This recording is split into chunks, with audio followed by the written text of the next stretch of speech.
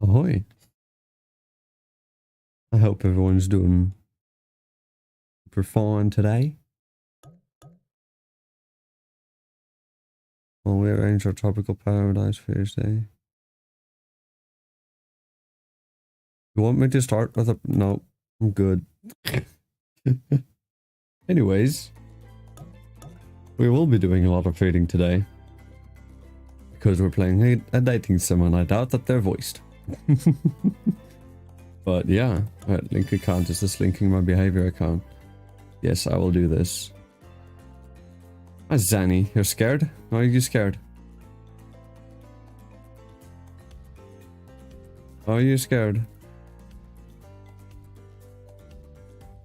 Fuck, I don't remember what I logged in with. Was it Google? Probably.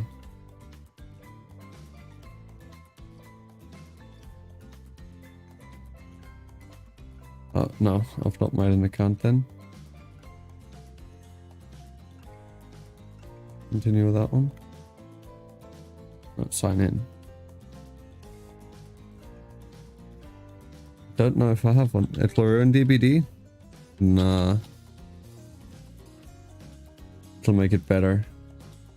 Actually, I know I haven't made a password yet. Oh. What do I use for Epic then? How do I connect my behavior account with Epic specifically? I don't know, I'll figure that out after stream, I guess. But yeah, y'all can probably see what this is about. And yeah. Before I get into it though, let me first do a thing, which is this thing.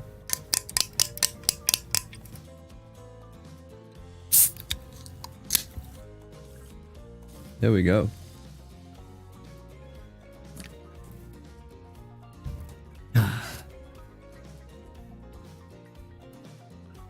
Honestly, just by going by looks, I'm thinking that like Spirit or Rin is like probably gonna be the one I go for. New game. What shall we call you? You shall call me Zara. Confirm.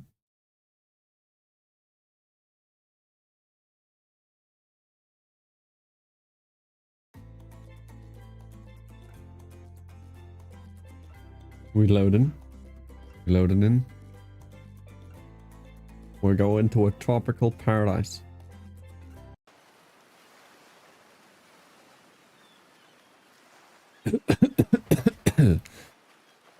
You wake up on the beach soaking wet salt water stinging the inside of your throat as if you'd nearly drowned. Water falls from your mouth as you open it to gasp for air. You have no memory of how you got here. In fact, you can only remember your own name, but not where you came from or a single fact about your life. What you do know is that despite the outrageous beauty of the landscape around you, you feel incredibly sick to your stomach. Wow, Frida went down the wrong pipe, huh? You need a minute, or can I go on? Probably not. Because I can give you a minute. We've got plenty of time. Endless time, really. An eternity, if you catch my drift. I think I did catch your drift, and that's why I'm coughing. Oh, not now, Ocean. Sorry, Zara, may I continue? Please go on. I'm confused. Okay then, as I was... as I was saying... You look down at your feet, ankle deep in the crystal blue water of a newly arrived wave. As the water recedes back into the ocean, it reveals a grotesque discovery. Ah. A decomposing face stares up at you from beneath the sand and... All it can do is vomit. A stream of dark bile, bugs, worms, and other ick. I have turned into the plague. I am the vommy mommy now.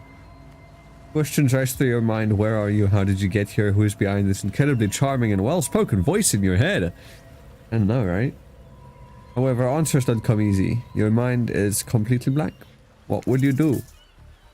Pick up that face, close your eyes, run.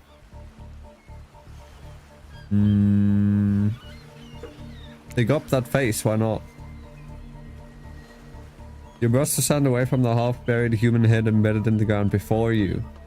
Hey CJ, yes we are playing this weird game today. Oh, I found a coin.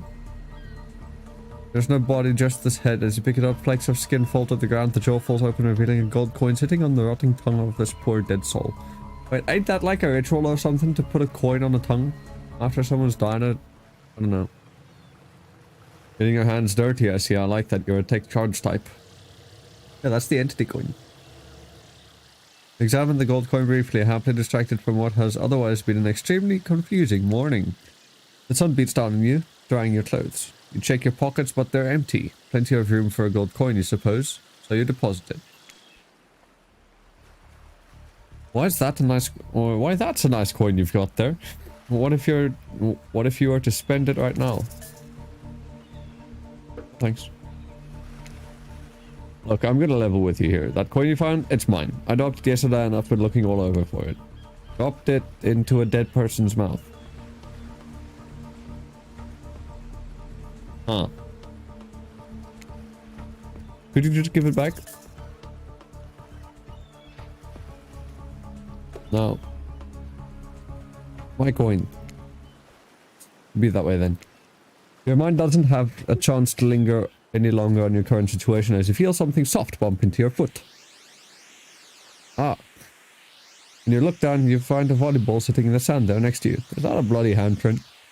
You stare down first and a voice calls out from behind you. Wait, can I turn up the volume?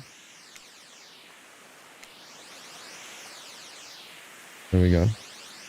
Also, I'm turning up the text size a bit. That didn't change much, did it? Oh well. Better.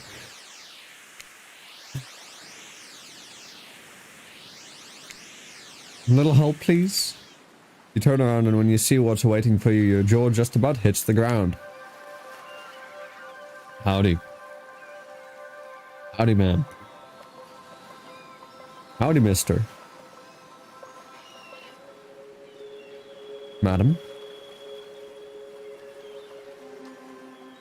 Big boy, big boy. I'll call him Lord. Four gorgeous monsters stand halfway between you and a well-tended volleyball court. They're all blinking. Each of them oozes with undead energy, a magical aura reaching out and penetrating you via your eyes. Penetrating you via your eyes. Your heart begins to race, curiosity, fear, desire. You can't help but stare at these casually dressed, let's call them killers. I don't know, not to be judgmental, but that's just the energy they put out there. So many competing feelings rush through your mind at once. Wait, what? Rush through your mind at once that you are completely paralyzed. Hello? There are weird days, and then there's this. All you can do is look down at the ball and back up at this monstrous lineup of, well, literal monsters. Sexy-ass monsters, though. True. True. I want to get into the habit of using this zoom more, so I will be abusing it a bit. Because put effort into it, and I think it looks cool. So I want to learn how to do it faster, you know? What do? Toss it back, kick it back. Say no thanks, say nothing, do nothing. I'll toss it back. You bend down and grab the ball that's warm from sitting in the sand on this beautiful day. When you give the ball a toss, it arcs beautifully through the air and lands right in the Huntress's hands. Not bad, stranger. Huntress's muscles ripple as she grips it in her hand.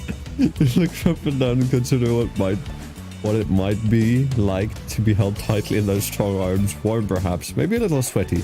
That's okay, it's natural. Tired much? Oh, bruh. They're speaking directly to you, but you still can't bring yourself to reply. You're entranced. Damn it! Rin said bleh. When you snap out of it, you realize that everyone has gone back to the volleyball court. Alone again, you look across the beach at these strange residents who casually bat the volleyball back and forth, happily ignoring your intrusion onto their private beach. Could you be frightened, worried, or excited? But I did refer to them as killers, not to give too much away. But at the same time, damn. They're looking very appealing in their own way, and nobody has so much as lifted a blood-soaked finger in your direction. You're scared, sorry, you were made for this. Ocean. Well, geez, if the spooky ocean voice says not to be scared, I'm sure it's all going to work out. With no good reason not to, you decide to head over there and see what happens next. Alright. Seems like you've derailed the volleyball game just by showing up. Thanks, Evan. Derailed the game just by showing up, nitwit. And I guess you're also a nitwit. Look, it's best just to go with what Trapper says when he says it. That's a policy I hold for pretty much anyone who always seems to have fresh blood on their hands. Hey, don't worry about it. It's all just a game. Existence, that is.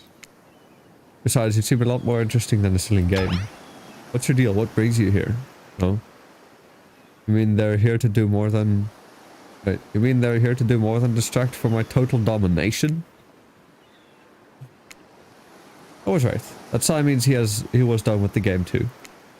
Either that or he saw a butterfly or something. Look, I don't care why this slack-jawed moron is here. I just want to know, can I kill him or not? You know you can't. At least not yet. Ah, yeah, not yet. Sorry, you might want to, you know, say something. Actually, never mind. There'll be plenty of time for that soon enough. Right now, let's group in some questions for you. But be warned, answer quickly and answer well. This is a timed quiz and it will be very important later. Very important. Or not important anyway whatsoever. Probably that one. I can't remember. How attractive would you say you are? Average. Another face in the ground and not a normal meaning of... Bruh. I think you quite cute myself, like a chipmunk or a grizzly bear. If you could have any superpower, what would it be? Invisibility, flight, super strength. Invisibility. Same, although sometimes I think I would... Oh no! What was your best subject in school? Math, history, skipping class. History, I guess. And math wasn't that good. Nice, it's important to know what came before so that we are not doomed to repeat humanity's mistakes. I mean, we will anyways, but still. What's your favorite animal? Dog, cat, mustelid? Dog. A puppy mask. What's your favorite color? Red? Blood red. Did I also call it the color of love? What is just another word for pain? What's your dream job? Astronaut, nightclub promoter, not working at all. What are these options? What are these options? Not working at all, I get. If we get to do what we really want, why work at all? Takes a lot of courage to break free from society's expectations to climb the ladder. Unless you can spin laziness into some kind of 100%. Best flavor of ice cream: vanilla, chocolate, horse flavor. Vanilla. My favorite flavor is pain. Same here. Mine is vanilla, I swear it was pain. I think mint chip is the greatest flavor I've ever conceived myself, but enough about ice cream, right? Hold on a second, this reminds me, right, always. It's a lesson you learn before we go too much further. Do what I say if you want to survive. Pick mint chip. We're teaching lessons now, narrator. You're rascal. Kill or be killed is the rule on this island, even for faceless voices. Tell me, what's the best flavor of ice cream?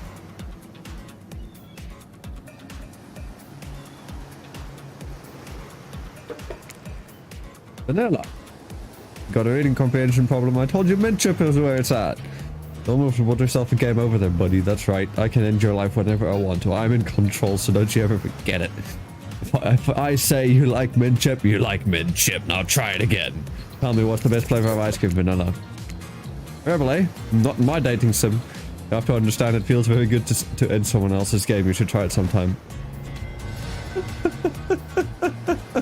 Okay, yeah. Understood.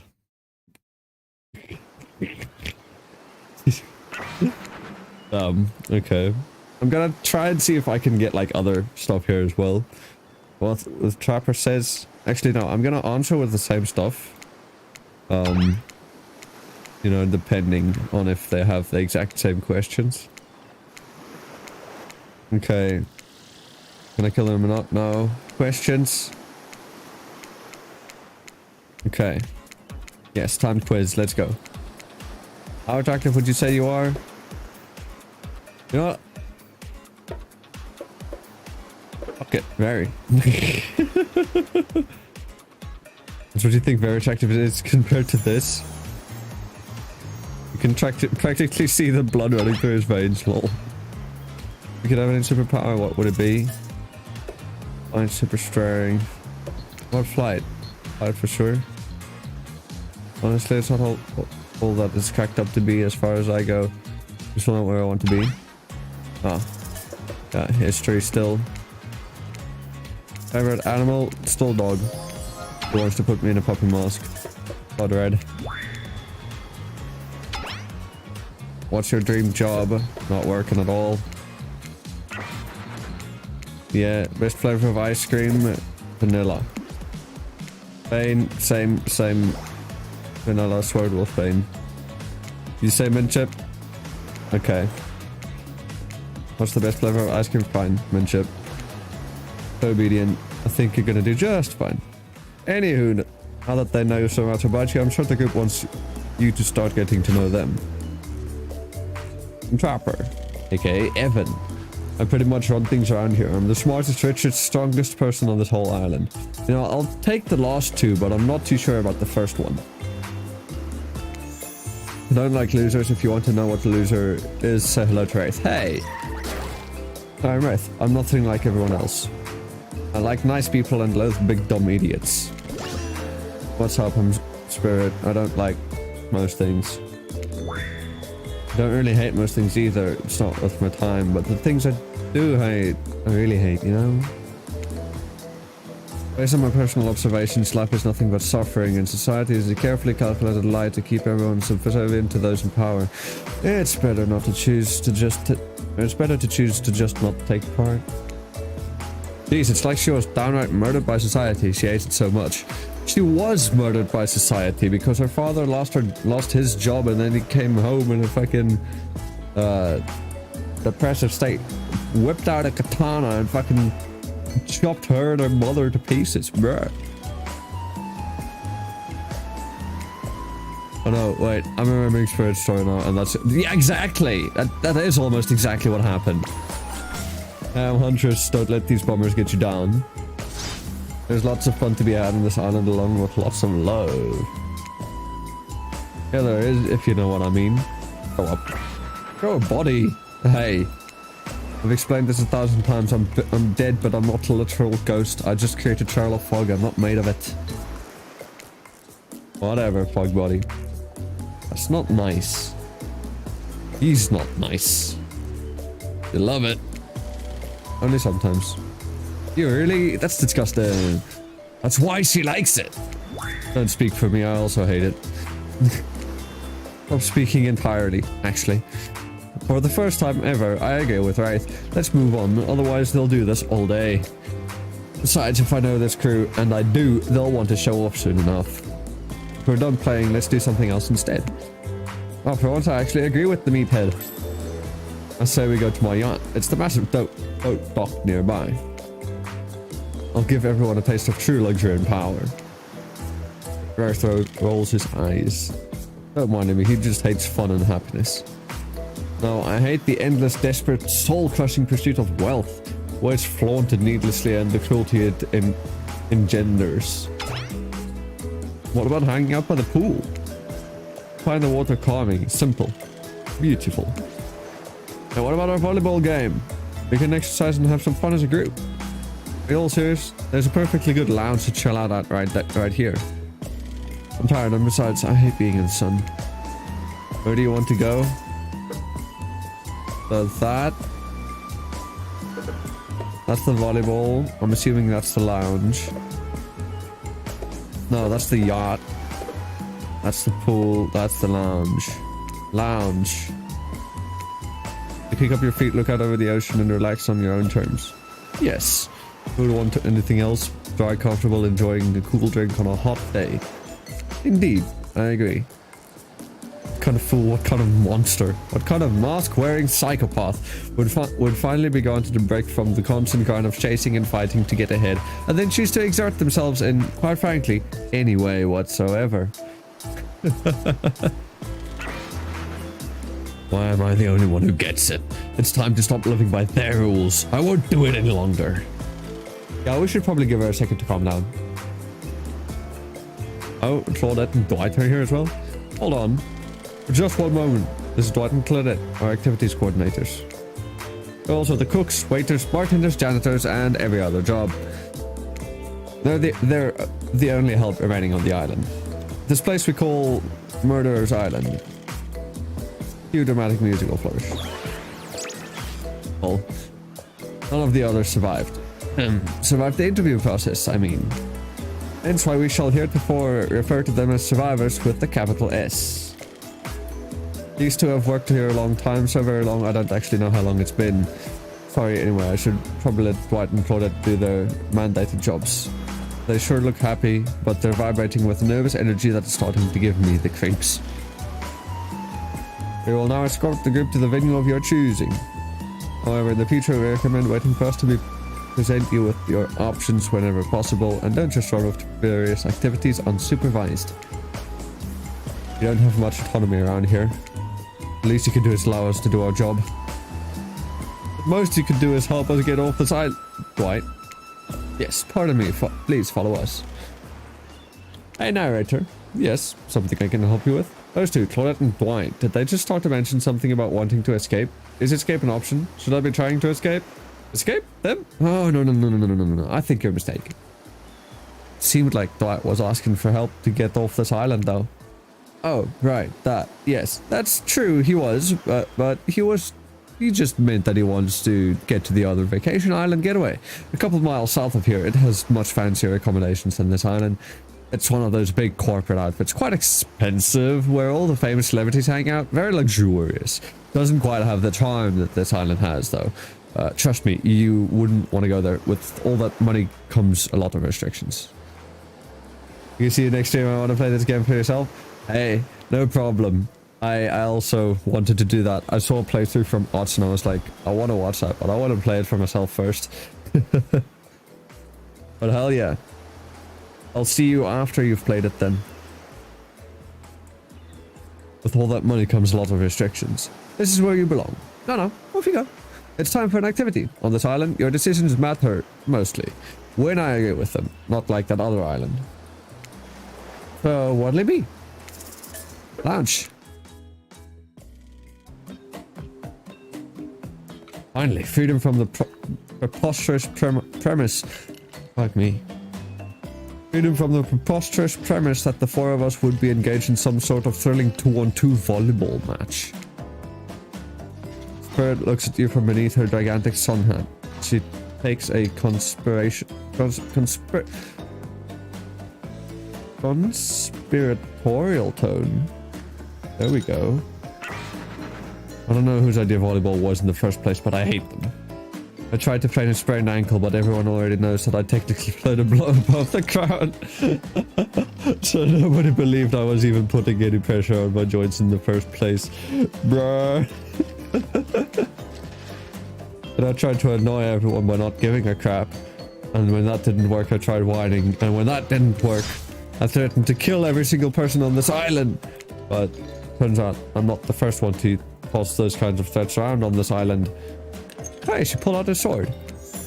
So, thanks, I guess, for getting it called off. Are we threatening to end each other again? Now it's Dwight, who takes a conspiratorial tone, his eyes shifting as he slips into a loud whisper. Please, just make it quick. Is what you'll be saying when we get behind the bar to make you the drink of your dreams.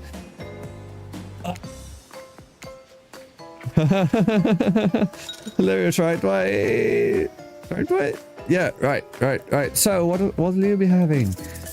Vodka soda, sangria, Scotch rocks, virgin daiquiri. I'll take vodka. Actually, it's no scotch on the rocks. But I like that I could do something strong, scotch on the rocks. But it uncorks a very expensive looking bottle of top shelf liquor and pours you a glass. Do enjoy. Who would drink that? It smells like kerosene. You need to embrace the burning. The burning? Oh yeah. Why would you embrace that? Burning is... Wraith stifles his shot. Wraith, my boy! No! No! Wraith stifles his sob. Oh, I can't even think about it. Well then don't. No skin off my back, you weirdo. Come to think of it, strong, expensive, better the longer you leave it locked in the basement. Excuse me, what? Excuse me, what? Watch is the best. Trapper guzzles half the bottle and burps. It'd be disgusting if it wasn't so. No, disgusting is actually what it is, exactly what it is. Since we've fulfilled your request, it's time for you to return the favor. I should have known there was a catch. Icebreaker time.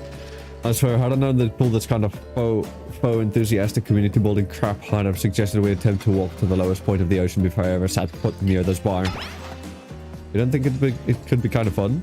A little fun? Never mind, I hate it. This sucks, but it could be fine. Or whatever you say. Has anyone seen my hat? I've literally never seen him in a hat. If we must make small talk, I'm at least picking a topic before we end up being forced to do some lame improv game that nerds learn at their non-sports after-school activities that I definitely never did because I'm no nerd. I'm sorry, Ren, you definitely did. Methinks a certain someone doth protest too much. Sitting here on this beautiful sunny afternoon, warm sand beneath the cool fog beneath my severed feet. Oh, beneath the cool fog beneath my severed feet. Topic I'd choose is books, novels, comics, fiction, or none. Reading is the only real escape from the inescapable horror of life, the escape into your own mind.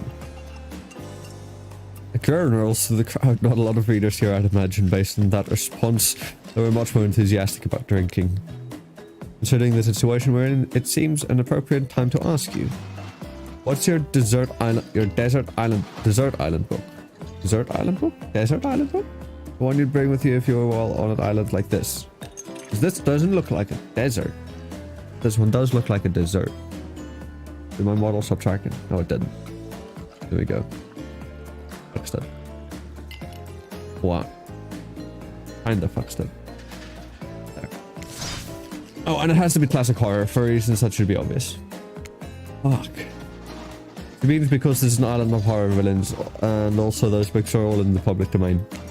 Oh, nothing too modern. Humanity has gotten really soft these past 100 years, so what's your favorite?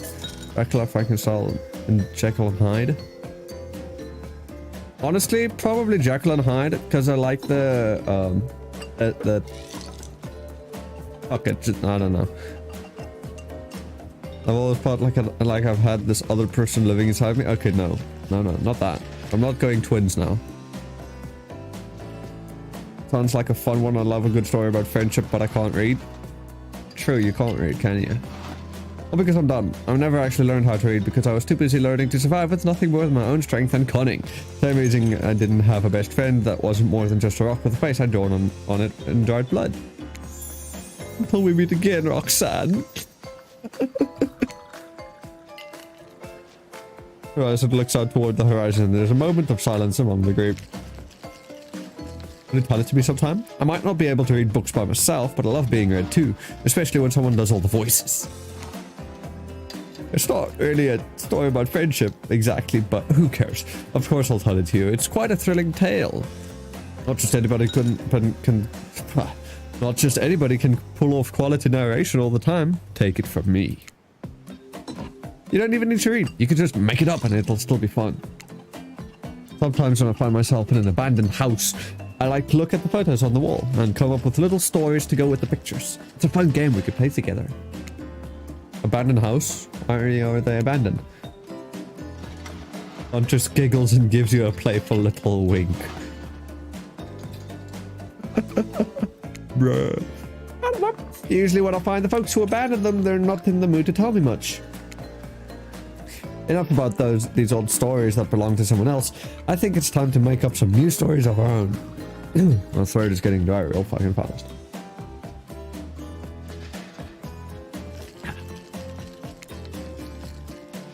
Before you know what's going on, Huntress is waving an empty vodka bottle in the air, a devilish twinkle in her half-mask-covered eye. Alright, of course she has vodka, she's Russian. Might I suggest something a little naughty? Let's all get in a circle and spin this bad boy. Hey yo. Trickster here? I forgot his name. Like his name. I know Huntress is Anna. Right. Trapper's Evan. Bird's Rin. Wraith, I forgot Wraith's name. TBD, Wraith. Name. What's his name? Philip. The Trickster's name? June. Yeah, June Hawk. There we go. Great idea. Trickster, isn't it a bit late to introduce a new character? I thought I was the one who gets to make the rules, so I'm not sure who's asking. But I wasn't ready for this. Oh, hello. And who is this new fan in the waiting? Oscar? Okay. Beat it, Hack. Oh, lol. Hack, but is June Hawk.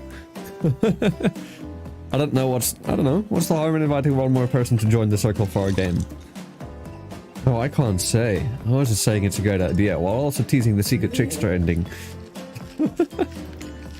I've got much better things than to do than hang out here. I'm famous. Toodaloo. Rules are simple. First you spin, then you swap spit. You swap spit, that is. Right, first you spin, then you swap. Spit, that is. Let's be clear, this ain't a peep show. We're here to have a good time, but in a classy way. All makeouts will happen out of view of the public eye. Real romantic-like. Yes, romance is the goal, so we'll be waiting here in complete silence, trying not to listen in on the user imaginations while you make out on the other side of the bar, but not watching. Like adults. Romantic, well-adjusted adults. Sorry, you're up. Oh, okay. I guess I'm up. And put your fate in the hands of the empty bottle gods. Minigames consist of two parts. On top, a pointer which rotates in a clockwise direction, and on the bottom, a target you're going to be pointing at. This year's upcoming minigame is a special minigame, perfect for the less coordinated because there's no winning or losing. Well, not technically. Wherever the pointer stops, that's your result. I suppose if it doesn't stop where you want it to, that's a bit like losing, but no one has to know if you don't tell them. Okay, ready to play? Or would you like me to repeat that? I think I'm ready. Ready. Away we go. Spin the bottle and see who you're gonna smooch. Ah. Oh, I need to click stop. I thought I would have had to like click there. Fuck! Like, you have to actually spin multiple times to get your real result. First to get to 3 times is your true match. That's how we play a hardcore spin the bottle here on this here island. I get your spin on. That's Huntress. Oh, I've got Huntress again. Shit. Got Evan again! Oh no. Oh no. I got Evan 3 times. Fuck. Just this morning you were waking up on a strange beast surrounded by strangers with murderous intent. Now you're looking across a beach. Wait, now you're looking across a beach towel at Trapper. Just lust in his eyes, sweat listing on his skin. Oh god. Your heart races, you can feel your pulse pounding in your ears. Oh no. Takes you by the hand and sits you face to face in a private section of the bar. Oh no. You're sweating, but not in the sexy way he is. You're sweating in the ghost way you sweat at the interview for a job you're not even remotely qualified for.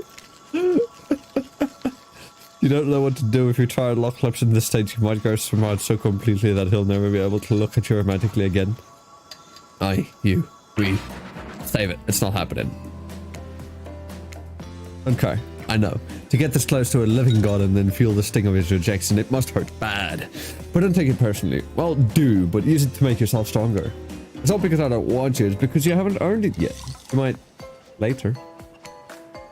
For now, it can't be that easy. Sure, maybe with one of the others. They're weak, sad, lonely. Not me. I don't need this. It's mine to give or to withhold. You really dodged a bullet. This means you'll have a chance to present yourself in a bit more flattering of a light later, assuming you survive.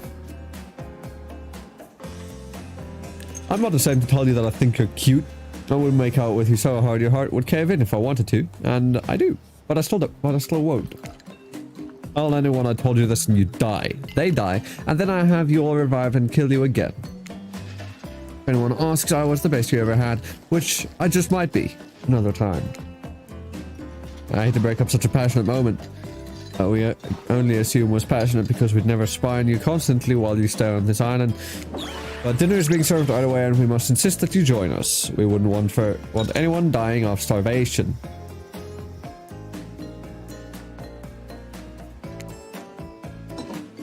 Someone did die from starvation, didn't they? No. I'm thinking of Hag who got cannibalized. Never mind. She didn't die of starvation, definitely. When there are so many more interesting things to die from. Exactly. Seems like the next activity is mealtime. How quaint. What is that music? You're expecting what? Capture the flag? Do you know how complicated it is to run a game like that? Much more so than sitting and talking. You arrive at the cookout area to find an assortment of picnic tables scattered around. What were you expecting? Some kind of grand hall with a huge banquet table? This ain't some prestigious fantasy epic like you'd find on cable. One Claudette usher you to your seat, but there's very limited seating directly around you. And oh great, terrific. It seems that everyone wants to sit next to you. Even better is that they don't want to sit next to certain other people either. No one wants to sit next to Trapper. Well, he refuses to sit next to Wraith or Trickster. Yeah, Trickster is here. Surprised? Yeah, well, they don't call him Expected Star. I'm sorry, even I get nervous around clowns of killers. And my whole stick gets a little flustered. Hey there, you're looking good, Zar. Real good. And we literally can't let Hunters and Trappers sit together. Literally can't? No, seriously, their arms are too big. They can't fit at the table if they sit side by side. Oh, okay. Look at this. We can't even fit everyone on the screen at the same time. You probably think it was an error, but it's not. It was completely intentional. Let that be a lesson to you. Every error you think you see is a choice. You got that? Okay, Dwight and Claudette are directing traffic. You sit on one side, the rest of them will sit opposite you. Hunters and Trapper can sit at the ends with their enormous sexy arms. Now that everyone is seated, we begin dinner. Tonight's meal was prepared slowly and carefully with both love and hate for 12 hours over a spit. We hope you all enjoy. We really, really hope you do. Hey, you didn't actually tell us what you're serving. What are we eating? It's meat. Seasoned with a specific number of special herbs and spices that we simply call them. It's KFC. My favorite. Meat is good. Meat is murder. Which, you'd know, considering what you've been up to. Who are you to get judgy now? Oof. I'm just sharing facts. And you need to murder something to eat its meat, so that's like technically true. Technically true is the best kind of true. Okay, enough yapping, let's eat. Hey Zara, what you thinking what I'm thinking? Gonna be a person on that spit, right? Or several parts of overlapping people, perhaps? I haven't seen many pigs wearing palm tree button-down prints, you know? When you look closely at the spit, you spot what definitely appears to be scraps of fabric sandwiched between some layers of meat. You come out be sick, is there anything else to eat? It took 12 hours. And we do literally everything on this island. Actually, there's one thing you're not doing today. You're not carving up this delectable meal. Always right for a change, because I am with my broad axe. It's the perfect tool for easily chopping anything in twain. First, who says twain? Something I swear is... Sometimes I swear it's like we're all from completely different historical eras. Second, I'll handle this with my cleaver. Fast, powerful, and clean. At least it's clean when the meat is cooked, no blood. Oh, you two and your ridiculous bicep swinging contest. Enough, grow up. She's got a katana. Obviously, my gorgeous katana is the only option. Obs. The hell it is. I'll show you both my katana and send you to the spirit to an actual hell if you like. Please stop. Please. I hate it when we fight or talk or even when we look at each other in the eye. I can do it. I have the skull of Azeroth. Right, instead of slicing it up, you can club it to a second death. Hey, it's alright, I know this is what you want to eat, but hurry up and volunteer to cover up dinner. Felix! Otherwise, this will go on for hours. No hyperbole. They once argued over who had the most effective weapons for 72 straight hours. And it doesn't matter which one does it. When they're done, they will take even longer cleaning off their weapon. All while explaining the value in maintaining your tools. Despite being a bunch of cold-blooded killers, for some reason they're always terrified of tetanus. Hey, why didn't you just let me carve up dinner? Splendid idea. We'd hate for it to get cold. He hated when it got cold. Here's a machete, freshly sharpened. The games consist of 2 parts. On top a pointer. Yes. Yes. Sometimes the target is immediately visible, sometimes it's hidden until the pointer arrives. Press the space bar to stop the pointer while over the target to win. Fail to land on this target and you will lose. Oh, I can press space to... I've been clicking left click this whole time. Ooh. To achieve a perfect success, land on the start of the target area, not the end. Okay. You ready to play, or would you like me to repeat that? I think I'm ready. Ready. Away we go. Slice. Perfect. Ah, fuck. I missed. Not bad. Damn it. Not bad. Oh, not bad. That was pretty good. I'd like to see what you could do with a less clumsy weapon. Yeah, I said it. Machetes are dumb. Dinner is finally served. For real. The sounds, especially coming from the mask killers while they eat, which involves lifting their masks and shoving food up behind them, are nasty. Spirit, meanwhile, doesn't even eat. She's the only one who seems to be really embracing being dead. They're all dead, right? This is obviously hell. I mean, come on now, we're still trying to be mysterious here. You think mystery comes easy?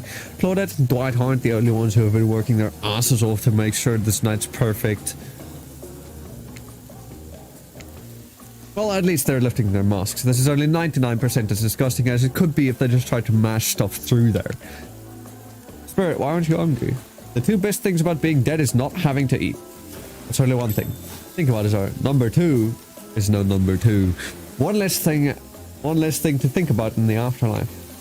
Even if I wanted to eat, I have no idea what would actually follow. You might have noticed, but I'm mostly just a bunch of dismembered body parts floating in a spectral form. Do you see how deep this cut on my abdomen is? I don't think my digestive tract connects anymore. Between the food and the behavior of the group, this might be the worst meal in history. But even worse is they're staring at you. You're not eating. They don't like that. I think they want an explanation why. What do you want to tell them? Mrs. Ghost, I'm sorry. Look at that seagull.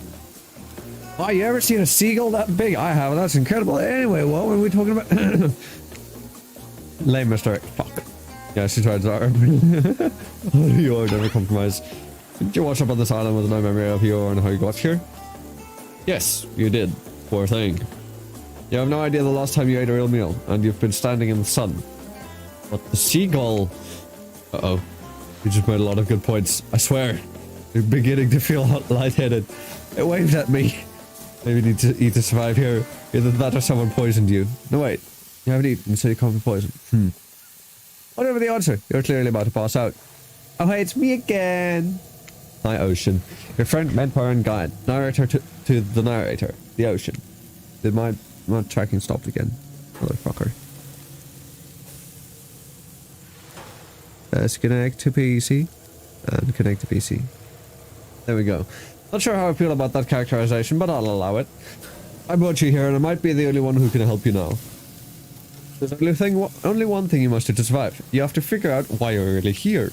No one can tell you, not unless you follow the right path, or at least a right path. There's too many of those to count. Hopefully you pick at least one of them. Because there are even more wrong paths. Many of them lead to your demise, others lead to something even worse. Starting scenes over and having to fast forward back to where you were, am I right? For this place holds many secrets, even from itself. But the one that truly matters can only be learned if you answer the most important question. Why are you here? Why are you here? Answer that and you'll learn the truth. The ultimate truth. Vague, mysterious. I gotta give it to this ocean character. That's some quality early game storytelling. Hold on, I'm back. One more piece of advice. You've made many choices by now. Some of them I liked, some of them I did not. It's in your best interest to make choices that I like. Okay, but shut the fuck up. You wake up to find hunters holding your limp body, gingerly pouring cool water into your mouth. Oh good, you're okay. Sometimes when I try and care for people, they have a way of ending up less alive than when I started. Oh no! If you don't know the lore of the characters, they're not. The story isn't nearly as good. It should be a total bummer if that happened to you. It's been so long since I had a normal, happy, healthy living person around. Usually I'm just falling into the same old routine of smashing everyone's heads open with a hatchet before I really get to know who they are as a person. But you're not nearly as scared or too busy or anything in pain to see me for me. You feel nervous in her arms, not just because they may be crushing you a little bit, but because she's beautiful. Yes, beautiful, but I was just gonna narrate that fact, not, say it out loud as a single word like some creep. Beautiful mask, your bunny mask, it's quite gorgeous. Nice recovery, but now that you're awake and talking, you gotta keep this up. Did you make it yourself? You're the first person to ever ask me that. Yes, I did. You seem so quirky and cool, you could do anything. Own an Etsy store, be a doctor. Why is it that you kill people? On her sides, you can practically see the memories flickering across her eyes. But she hasn't tried to kill you yet, so that's a good sign. It's all I was ever taught to do as a young girl, so I thought I was right. Even through the mask, you can see the hunter is blushing a bit. It seems like your line of questioning has made her a little nervous. Hey, you didn't eat much at dinner. Want a snack? Got her some jerky, probably human jerky, but her spice game is on point because it smells pretty damn good. Sure. When on Murderer's Island, you might as well do as the killers do. Plus, you really are hungry and you can chow down on jerky centrally, right? I'd love some. After a moment of quiet chewing on what you choose to believe is not human thigh meat, you decide to be bold and ask another question. Have you ever been in a relationship before? Dang, you're really going there? You do not play around, Zar. Hunter takes a moment to think deeply before answering. I must say it's quite amusing to see this hulking bombshell get all twisted up with these personal questions. Kudos to you. There was this one deer that looked at me quite provocatively in a clearing once, but that doesn't count, does it? You hear the faintest giggles bubble out from behind Huntress's mask. No, it doesn't count. Oh, what's this? You found something in the sand. Hunter reaches down to pick it up. It's a hair clip, probably left by some little girl who was playing on the beach long ago, who is definitely still alive and not at all dead. Just closes the bag of jerky with the hair clip. Seems like she's a little mixed up on how exactly this particular item works. Should you go with the flow or show some of your knowledge of advanced humaning? Oh, I could probably show her. You silly goose. You chuckle before reaching for the bag of jerky. You take the beret off with the Barrett. Because beret has one T. Often collect a lock of Hunter's hair, clipping it back into an attractive swoop. That's better.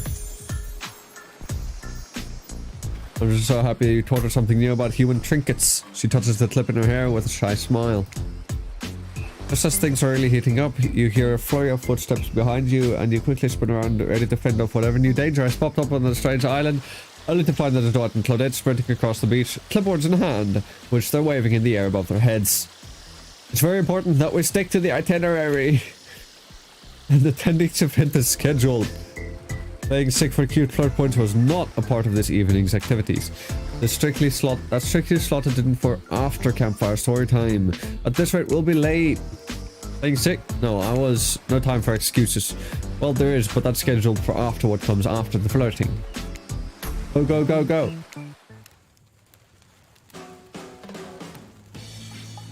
Once everyone is gathered at the fire pit, Dwight and Claudette quickly make an announcement.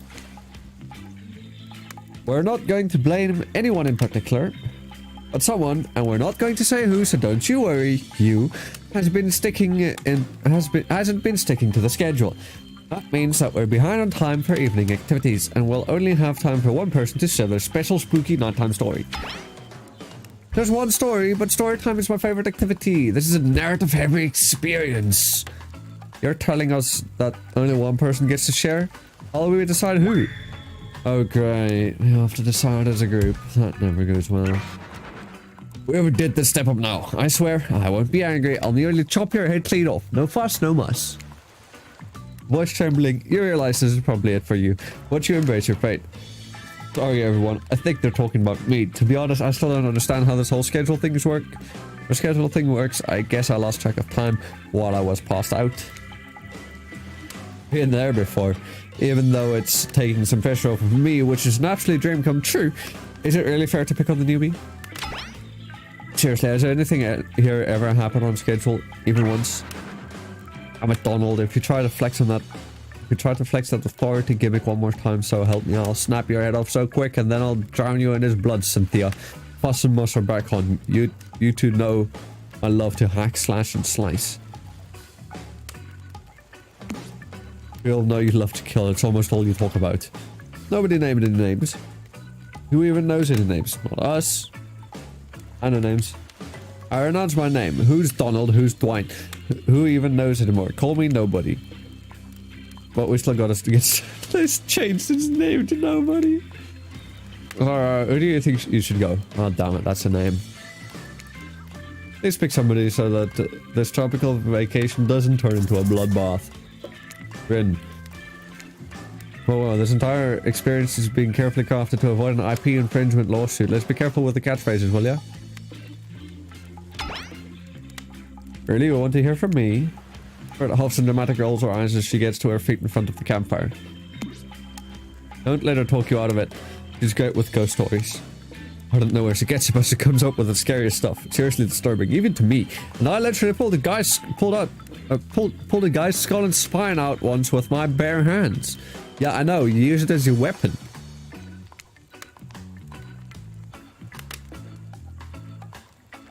Talk about bullshit stories. If everyone else is going to chit-chat, I guess I can just sit down and... Hunter's eyes go red behind her mask, and both Trapper and Wraith take their seat. They know when it's worth fighting and when it's not. Well, I hate to break it to you, but tonight's story isn't scary. It's a romance. Too late now, though. I was selected, and so I'm going to tell my story. I call it The Prisoner's Kiss. You notice that Hunters and Wraith are both sharing a giant tub of popcorn. Nobody offered you popcorn. It was a dark summer night. Warm rain seeped from the sky like blood from an old wound. Detective Hopper, a celebrated investigator and renowned hostage negotiator, was called to the scene of a strange occurrence, unlike anything she had ever seen before. When she arrived, the scene was chaotic.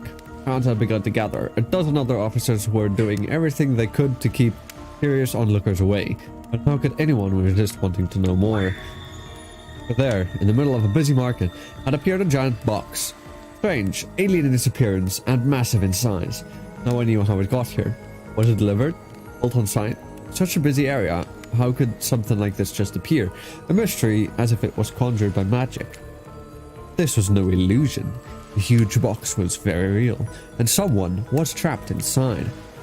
Spirit pauses to look from face to face of each audience member. She has no expression, but you feel her vibrating with energy. She is in her element. Help me! Someone cried inside the box. It was a man. Terrified, trapped, imprisoned, his voice trembling. By now it was if every detective in the city was there, looking the strange structure up and down, inspecting it on every side. It didn't make sense. There were no doors, no windows, no fasteners or seams. It was completely solid and much too heavy to move by hand. Solid, that is, except for a single small slit, just enough to see the bloodshot eyes of the prisoner trapped inside. I don't know what happened. I woke up and here I was. I'm so scared. Please help me, cried the man, as if pleading for his life. No stranger to tense situations, Detective Hotta comforted the man. She used her training to calm him and buy time for other investigators. However, time did not bring clarity, only anxiety, as the night dragged on, with no progress opening the box. And as the night grew longer, the seeping rain puddling on the ground, the man inside grew more desperate, more sad and lonely, more pathetic and in need of help. But Detective Hotta was no help at all. Powerless to save him, guilt began to weigh on her, like it had never before. Don't let me die in here, the man begged. Don't let me die alone. Stay calm, instructed Detective Hotta. You're not alone, I'm here. Hell, half of the town is here. We're all in this together and we won't let this be the end of your story. Looking through that narrowest of passageways, Detective Hotta watched her own reflection in the tearful eyes of this strange, sad prisoner. Together, they both wept in silence at the hopelessness of the moment. Promise? Asked the man. Promise that I'm not alone? Yes, she promised. I do. A simple pledge, she felt an instant connection like she had never felt before. Not to her family, not to her friends, not to any of the other hostages she had worked so hard to free before. And so, when the man's eyes looked close and backed away, it didn't scare Detective Hotta, for she knew he would return, and he did. Wait, what? Oh. Pressing his lips up to the narrow slit in this horrible puzzle box, repeating his question again, steam flowing from his mouth as he asked. Promise? Promise that I'm not alone? Yes, she promised. I do. And pressing her palms against the cold outside of the box, without truly knowing why, Detective Hotta leaned forward and placed her own lips up to the opening, letting her breath creep into the strange structure, allowing her warm lips to fall on this man's. It was a gentle kiss, a moment of compassion. She could feel in this brief contact the beating of her heart, pulsing blood through every inch of her body, matched beat for beat in this soft touch. Thank you, said the man, no trace of fear remaining in his voice, and he backed away into the darkness, disappearing in a single moment of eerie calmness. Get back! Yelled an officer, suddenly thrusting himself between Detective Hotta and the box, breaking a silence that would soon be filled by a cacophony of whirring gears and clicking latches, a symphony of mechanical activity happening all at once. Something had triggered, as if an unseen lever pulled, and the side of the giant box began to slide open. Detective Hotta gripped her flashlight tightly and pushed toward into the foggy interior of the giant box. Her feet splashed in the puddled rainwater, her heart racing, as she swept her light from side to side. And that's when her eyes landed on the man, or at least landed on what should have been him. There in the corner of the box was a pile of pieces, like parts of a doll, almost pulled apart, or perhaps that's just how Detective Hotta had to think of him in that moment to survive. A collection of segments, limbs, pieces, disconnected from one another, cleanly severed and placed in a neat little pile. And atop that pile, a head, cold, pale, eyes open, lips an icy blue. Bird stares at the fire, her own expression lifeless, her lips blue. Tears fall from her chin and soak into the sand at her feet. You're blown away by the story, and it's safe to say you're not alone. Everyone else is looking at the fire up at the sky, anywhere but at spirit. It was you who chose her. You who initiated this harrowing tale. So sad, so creepy, so sensual. You really went into great detail when it comes to describing that kiss. Too much detail, and now no one is sure how to act. Dwight and Claudette are staring daggers at you. You have to do something. This game was supposed to be all light-hearted romp. Please, I said do something.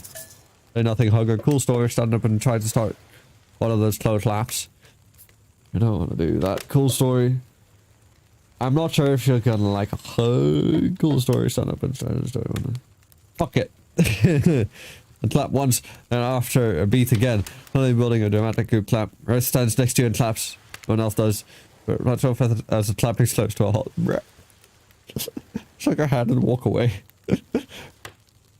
Slows to a halt, which happens almost immediately because it was slow to begin with. Usually they're much more disturbing. More disturbing than that? No.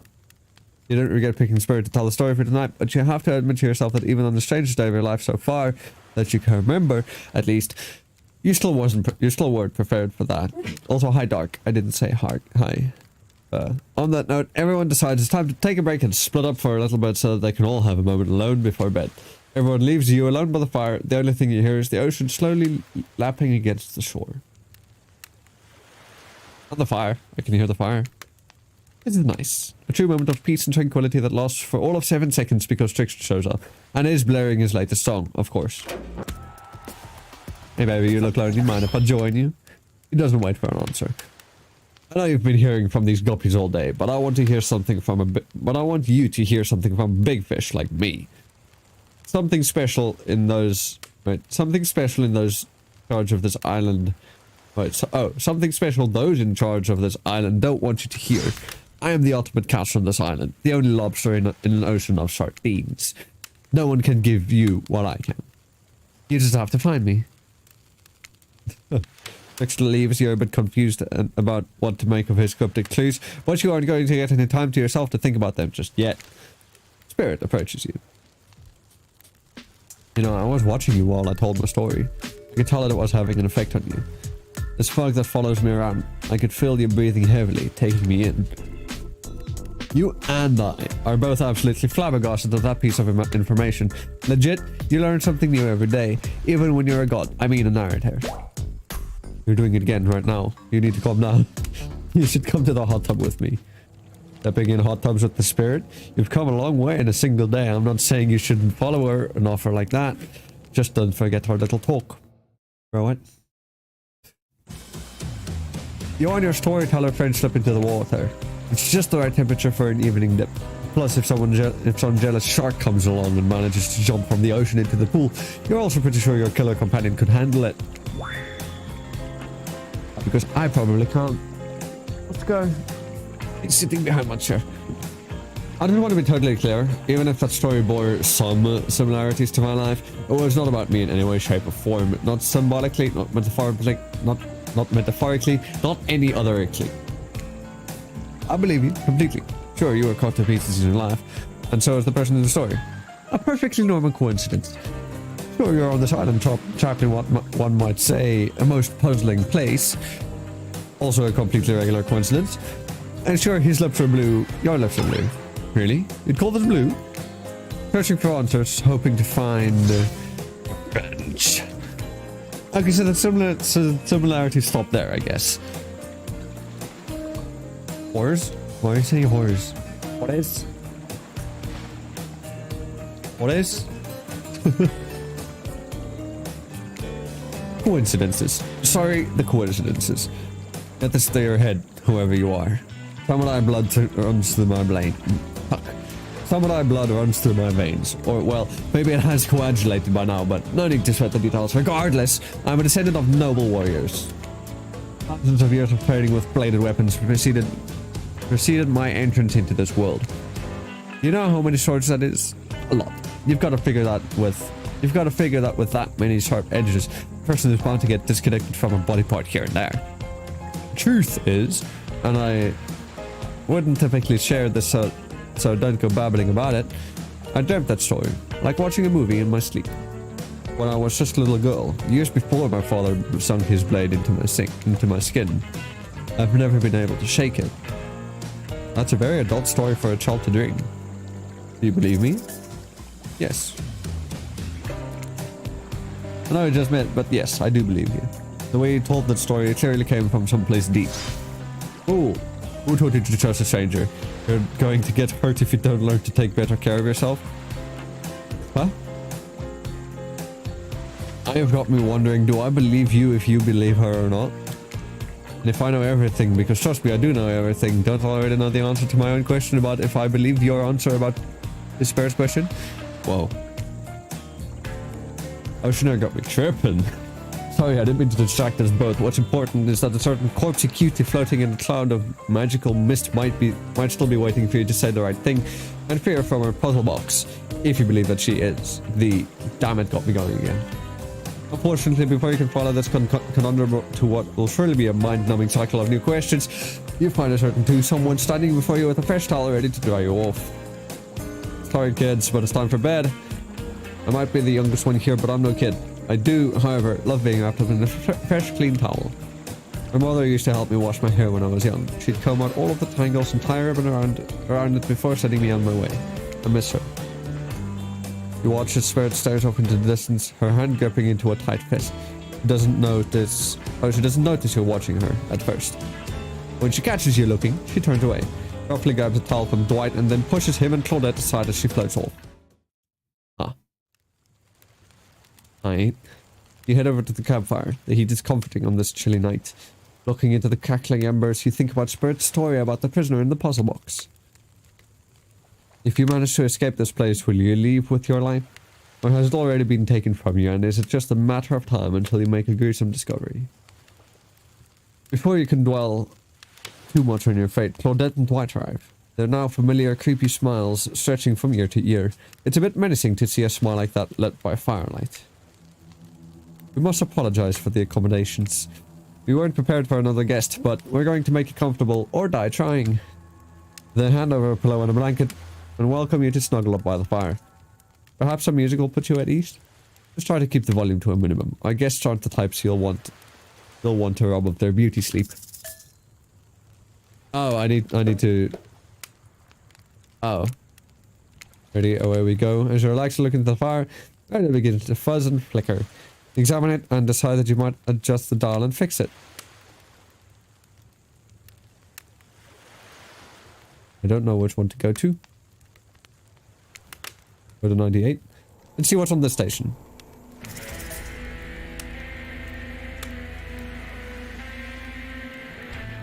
Oh lol. I like this one.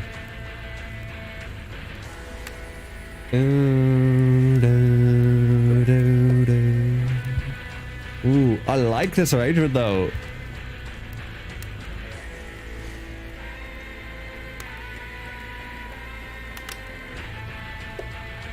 Oh yeah. I like that one.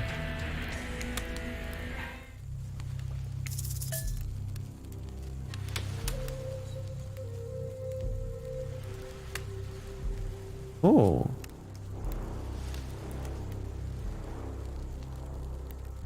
This makes me think of like the Oni's theme in the what do you call it? In the main menu.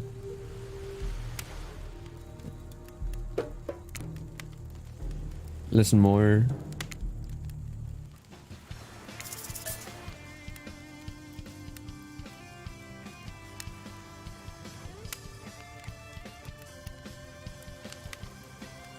This was catchy too.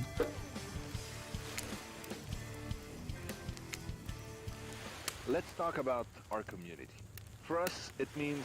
Is this Matthew Coat? First of all, the community is you out there. It's you and everybody else either playing the game or talking about the game or creating content relating to the game or being inspired by the game to write music or to make outfits. It's everybody that's part of what makes Dead by Daylight this amazingly rich and passionate environment. It means groups of people who interact on every single possible social platform, in person. It means people who play together. It's even the people who play by themselves and never talk to anybody. So it's important for us to be able to break it down and figure out exactly who is part of the community and how do we listen to them? How do we get close enough that we can actually hear what makes them happy, what makes them excited, what worries them, all of this. We need to know about that. So the other part of community for us is the community team. It's our team that we built. Obviously, this was a very small thing. 4 years ago, it was pretty much just Dave and Ash and I talking to you live and trying to sift through every single forums, which we couldn't do, to today where we have a team of, I think, over than 50 people internally, some people sitting at their desks in the office, some people sitting at their desks all around the world in different countries to represent the different, pools of people around the world. And then we have, people who are half-time and people who are doing this out of the goodness of their heart. We have people that are part of the mods team, the community management team. It's a big machine, because for you, community might mean you and your friends and the people you play with and, the forums you visit, whether it's Reddit thanks, Matthew. or Nico or whatever. Ooh. Ooh.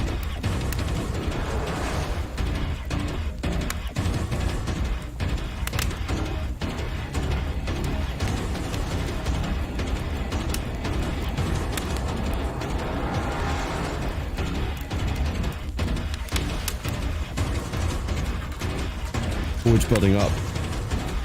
I hear that percussion coming in. Maybe this is a bit loud. Was that it? That's it?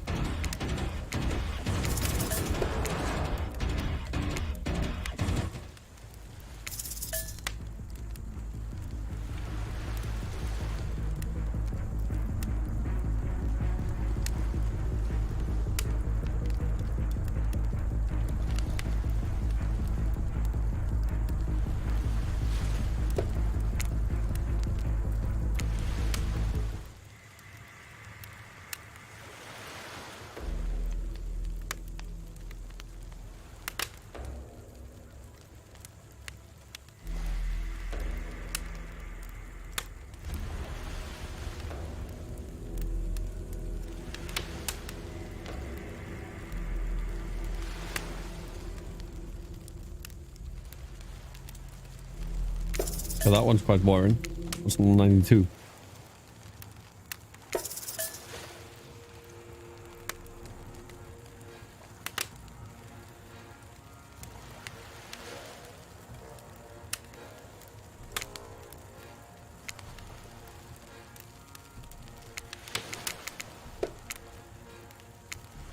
Back on 98. I like this one. I like this one. This version is sick.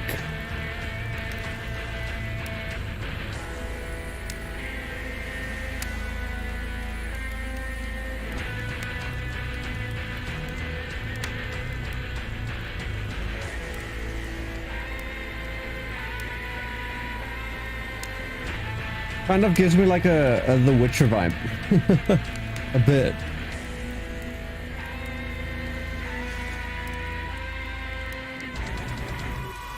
Ooh.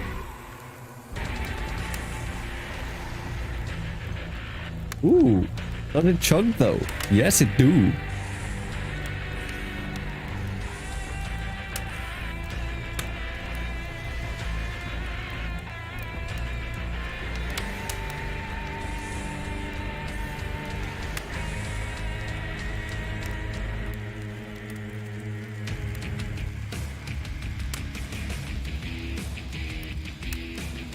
Ooh, I like this. I want to know what arrangement. Wait, I want to know what this arrangement is. Okay, Dark, I'm gonna add you as an approved user because for some reason, whatever you say. Oh, wait, can I click there? No.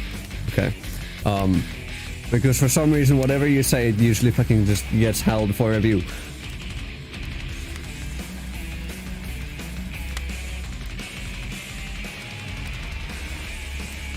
I like this.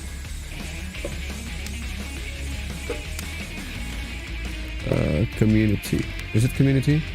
Approved users. Dark. Water.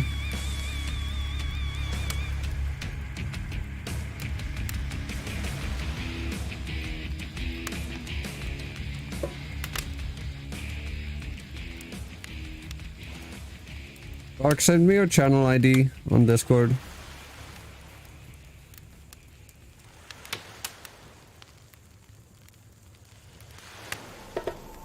Because I'm not finding you right now. And there are too many other Dark Waters.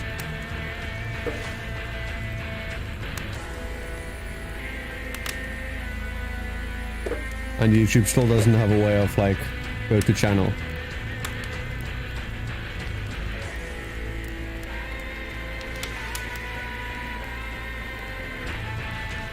Your YouTube, like just your channel URL. Actually, wait, no, I do have a way of finding that. You made a comment. Never mind, you don't have to.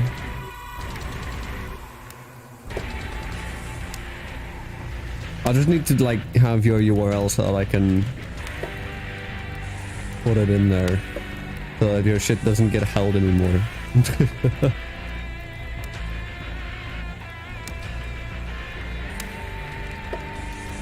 Paste the channel URL, that's what I did.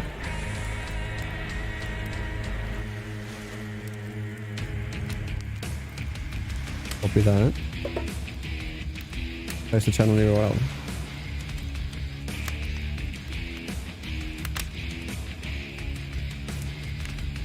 Sure, I guess that works. It should probably work. Yeah, I did. Okay. There you go. Now you're... No, it's not that, but I got it. I got it to work. Your message will no longer be held for review.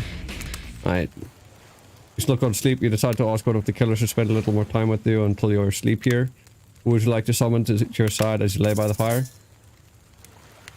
And I ask Spirit again. Going all in. Spirit, you were on. I was wondering if I could get a little company. Spirit tells you her secret for falling asleep when she's feeling restless. I like to listen to flute music, dab on some essential oils, and steam my pores. Really? Yeah, I did see the music to be murdered by. That's an Eminem album. Music to be... Yeah.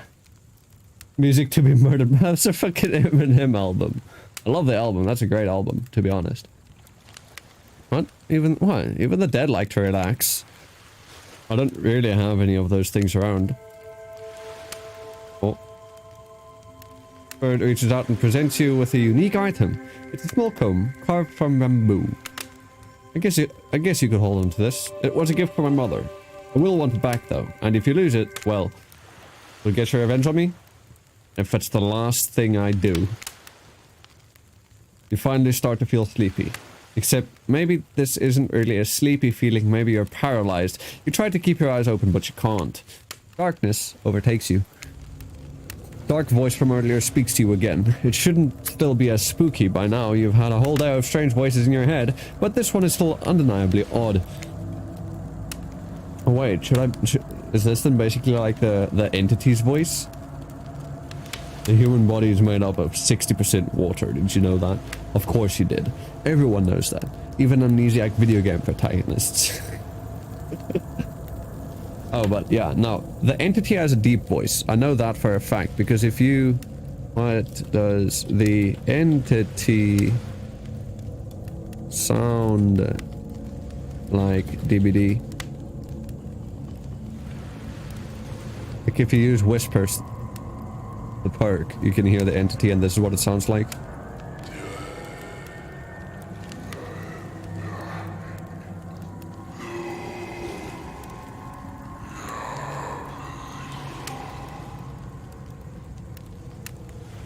Well, the entity just sounds like a fucking death metal singer. Well, guess what? Drink as much as you'd like, you'll never get to 100%. You hear me? Don't think I don't see what you're up to. You awake suddenly to see someone looming over you. Wraith stares at you, awkwardly. He says nothing, just stares. You look around to see if there's something going on behind you or on either side, but nope, just staring. Oh, you're awake. Oh good, you're awake. I saw you with the spirit right before bedtime. Are you making some sort of alliance? Are you with Wraith Scans Horizon? I'm just making sure you are who you say you are. I've been burned before, and something seems off in this island since you've arrived. Even more off than usual. Maybe we could talk more about that tomorrow. It's just since you got here, I think we could have a really nice day tomorrow together. It's just, you have no idea how long I've been here with these monsters. To be honest, I have no idea either. They're just awful. Boring and loud and stupid. You're different. There's finally someone here on my level. You're thoughtful, interesting, and gentle. I think we could, you know, have fun. I could show you some cool stuff if you want. If you don't, that's totally cool. I get it. No pressure. In fact, probably just forget I was here. Good night. Finally alone for real this time. Maybe you drift off to sleep again. Hopefully you're not poisoned. That's ominous. Thanks, voice in my head. Observer. Oh no. Wait a second, where are we? This isn't... Oh geez, it is It's one of those reality show confessional rooms where all of the contestants talk directly to a camera. Conscious. I think today it really went well. These were some of my first interactions with someone who isn't a parent that didn't end in bloodshed or untimely perishing in my Russian cottage. I'm counting today as a win no matter what happens. What do I think of the newcomer? Do I have to say? Oh, I do. Okay. Attractive, mysterious. I really don't know that many other words since I was raised by my mom in the woods until she was skewered by an elk and I had to wash her entrails off my sarafan. That being said, the other three should make sure to be on their guard. I don't know who this newcomer will want to spend time with tomorrow, but I, for one, will not let my guard down easily. Who knows about the others? Wraith, I think, knows more than he's letting on about this place, but is a hard nut to crack. Being all spirited and screaming all the time, major buzzkill. And Trapper, oof, where do I even begin with Trapper? His buff, sure, but daddy issues, not sheesh. Look, I don't need anyone. I've been perfectly fine on my own since my mother died. I eat a fine diet of raw deer, bear, and human, and I'm as fit as a fiddle. That being said, something about this newcomer makes me think that I might be missing out on some huge part of this thing called life. If I'm being honest, I just want to kill about every person I meet within a minute of meeting them. Even the few people I can tolerate I want to see suffer for a long time, before I kill them. But this person, for some reason I would like them to continue living, for now. One false step and well, you know, everyone calls me Trapper for a reason, and they better call me Trapper. I swear if I watch this later and you list me as Evan, I'm going to kill the Chiron guy. I did not call him Evan, don't worry. Don't worry, you're good. I don't really care. This island is full of people who don't really like me, so watch one more. I don't want to get distracted from my plan anyways. I know that everyone thinks of me as a beautiful cold-blooded monster. I can't help it. Circulation just isn't my thing. I don't choose to be cold. This cute hat and robe. Okay, that is our choice, sure. If someone were to come around and capture my heart, at least that beats being stabbed in it. Besides, if I'm gonna get bloody revenge on a society that has used me and thrown me away, maybe it wouldn't hurt to have a little help. Yo, Maggie, how we doing? Achievement unlocked, still alive. Let's go, we survived the first day. You open your eyes, the sun is shining, there's not a cloud in the sky, and you feel great. Totally well rested. You're not even suspicious of the fact that you fell asleep by the campfire but woke up several yards down the beach. Wait, are you on vacation? Was yesterday nothing more than a strange dream? Not a dream. You really are here for another day. Why? I have no idea. You're obviously a weirdo. Speaking of weirdos, I see the rest of the gang is hanging out on the beach. This is definitely not a dream. I wouldn't rule out nightmare just yet, though. At least they make for a sexy bunch, no? Talk about sexy. Here comes Trickster carrying coffee. Morning, beautiful. I thought you might like a nice cup of Joe to start this incredible day off, right? This dude bringing me excuse me, what?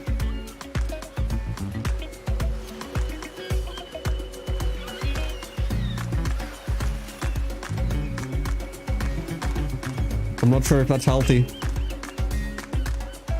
Picture seems suspiciously cheerful. I'm sure there's nothing nefarious behind his joyful demeanor, though. Everyone knows musicians are morning people. I also want to wish you luck. Today is an important one.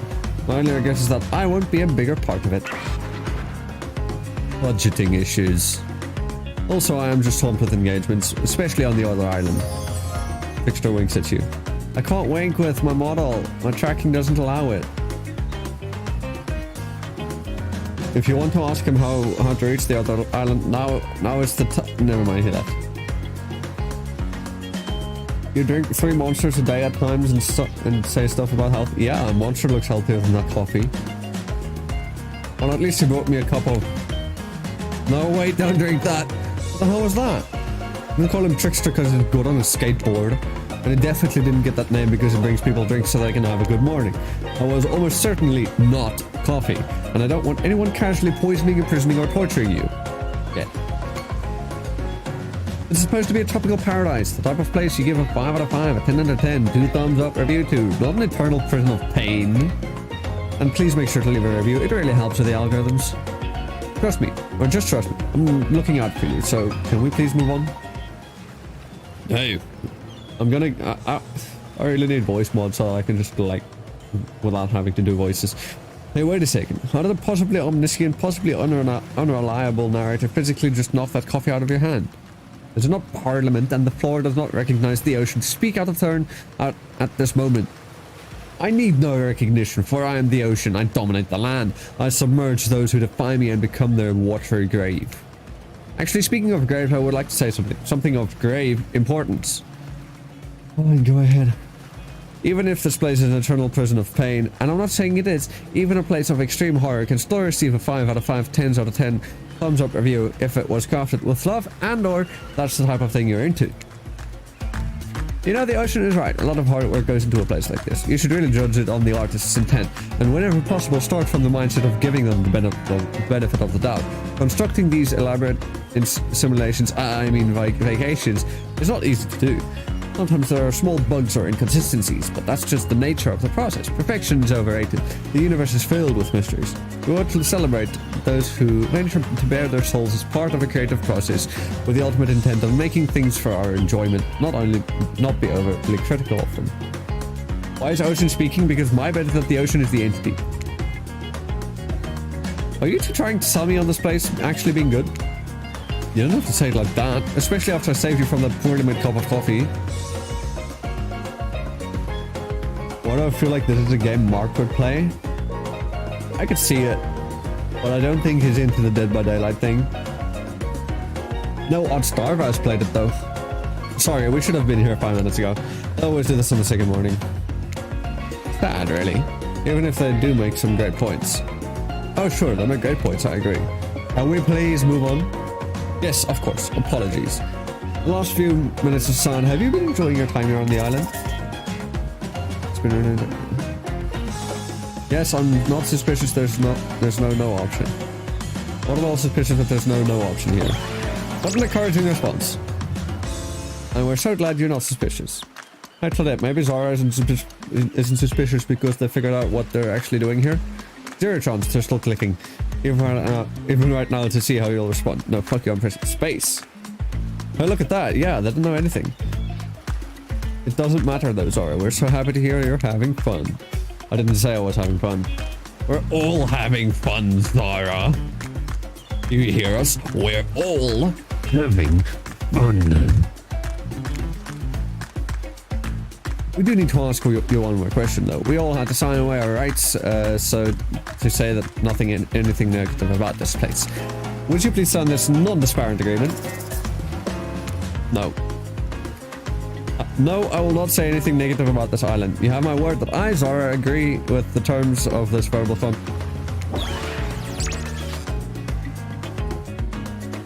You baited me. How rude. Perfect. Delightful. Excellent. Yes, yes! Hey, Zara, it's still totally cool if you have constructive feedback. The place to leave that is... The place to leave that is in a positive review... Oh, the place to leave that is in a positive review. Because we all know that nobody reads negative reviews of games or resorts like this. Anyway, I see Dwight and Claudette have gone into a trance. And with the grumbling right here from your belly, that can only mean one thing. Breakfast. Thanks for saying that so ominously, Ocean. Perfect timing. Everyone rolls into the dining area to lard up those sexy little bellies with pancakes and bacon and... So much for maintaining these beach bods. We're all half naked in a tropical paradise. Can we get some strawberries here? A yogurt? Magic cards will only get you so far. Even killers watch their sodium intake. You take your plate and sit down, thinking about yesterday and the whirlwind of feelings you experienced. Danger, dread, disorientation. It was like going through puberty again, except all in one day on a beautiful and mysterious island. It looks like you're not the only one doing some introspection though. Pepper stands up to talk about how his day went, in case anyone was wondering. Personally, I wasn't. To be honest, I didn't expect you to survive yesterday, so congrats, I guess. Whether you survive today is 50-50 at best. Good luck? Well, that was bizarre. Back to your nope. A hunter sets up to talk about her feelings. At this point, anything could happen. I'm open to all the possibilities that this strange island has in store. How open-minded. Oh, well, that surely must be it. No one else would weirdly stand up during breakfast too. And just like that, here comes Spirit. Did everyone sleep well? I did, or should I say I did not. I haven't slept in 20 years on the account of the whole burning quest for familial revenge thing. And last night was no different, so in that case it was exactly how it should be. Got a lot of reading done though. Now, if you don't mind, I'm going to go back to quietly resenting being trapped here with you all while looking cute doing so. You do look cute. Guessing Wraith has had enough time to work up the courage to speak up. Guessing Wraith has had enough time to work up the courage to speak in front of the group. Ah, perfect, there he is. Take us home, Wraith. I'm glad the introduction of Zara to our island paradise. And yeah, that wasn't quite... Oh. I'm glad the introduction of Zara to our island paradise, and yeah, that was in quotations, didn't distract me from my normal routine. Ignoring all of you and vice versa.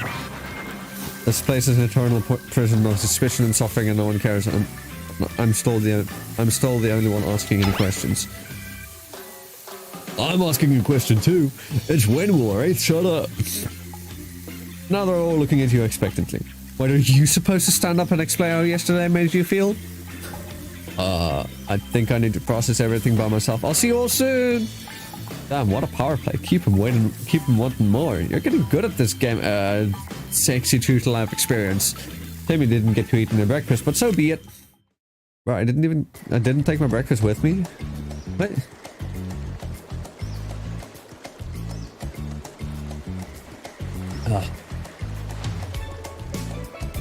After breakfast, you head to the hot tub by yourself to clear your head. Yesterday was, in short, a lot. Before you get there, though, something catches your attention. You hear that? What are you addressing? Me? Well, yeah, I guess. That's okay, right? You know, I might be pursuing a relationship with one of these 4 fine killers, but it feels like the person I'm getting to know the most is you, narrator. It's hardly okay, in so much as it serves to illustrate that you've lost your mind, seeing how I'm not real at all. Yeah, I heard it this time. I think it's coming from behind the bullshit. Stick it in there, a little more. Oh wait, it's Dwight. No, stick it in there, a little more, a little more. Oh yeah, that's it, yes. How's that feel? Intense. Nice. Yeah, that feels right. This is uncomfortable. Now I want you to take that and put it right. Yeah, you know what I'm talking about. Just like that? Exactly like that.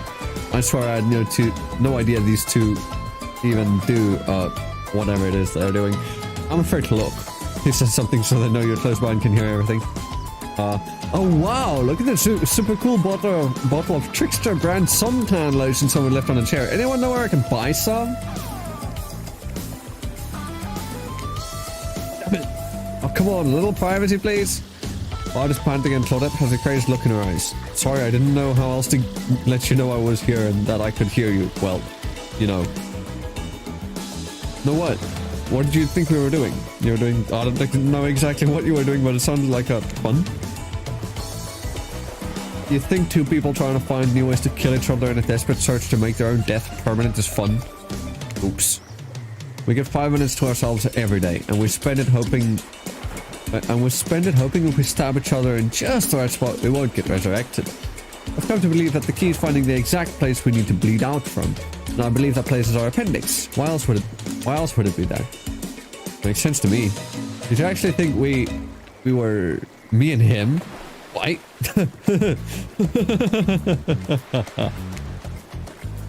You don't have to love that hard. You get it.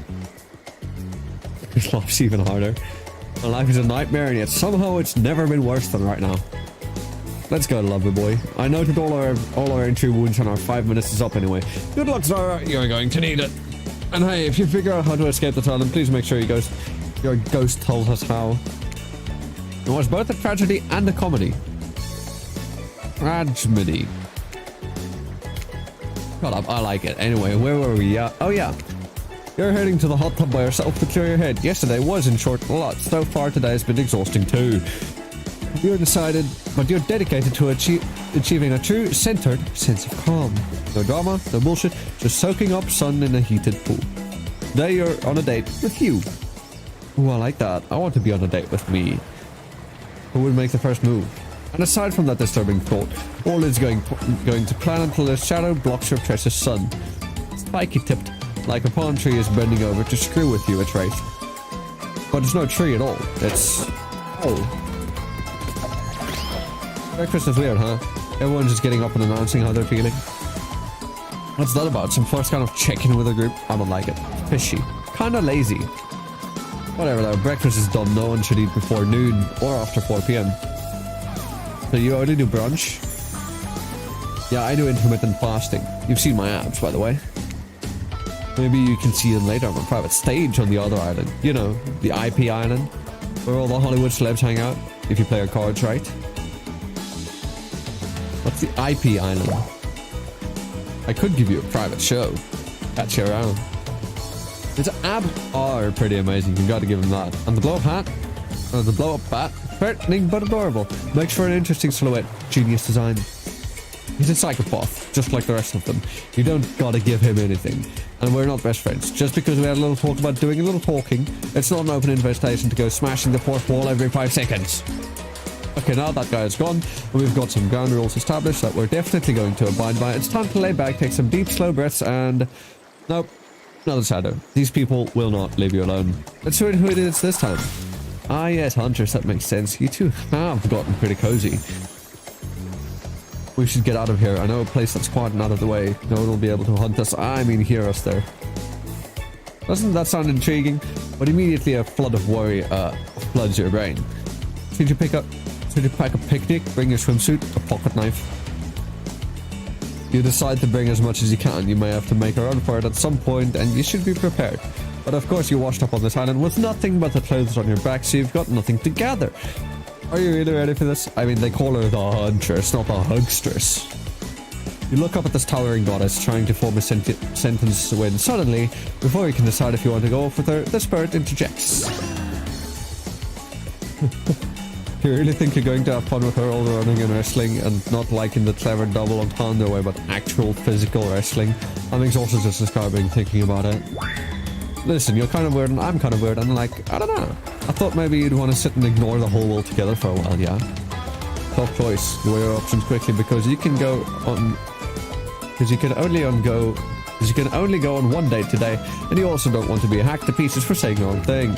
It's always good to remember that these are all cold-blooded killers. But you know what they say, when life gives you lemons, you make lemonade. And then die a horrible, wrenching death after drinking it because the lemons were poisoned all along. Sorry, this island has really got me tilted. So who would it be? I mean, we came here for a bit of peace and quiet. And going with what Spirit's suggesting, I think we might get just a little bit of peace, not necessarily quiet, but maybe. And plus, I like Spirit more than Hunters. I gotta go with Spirit.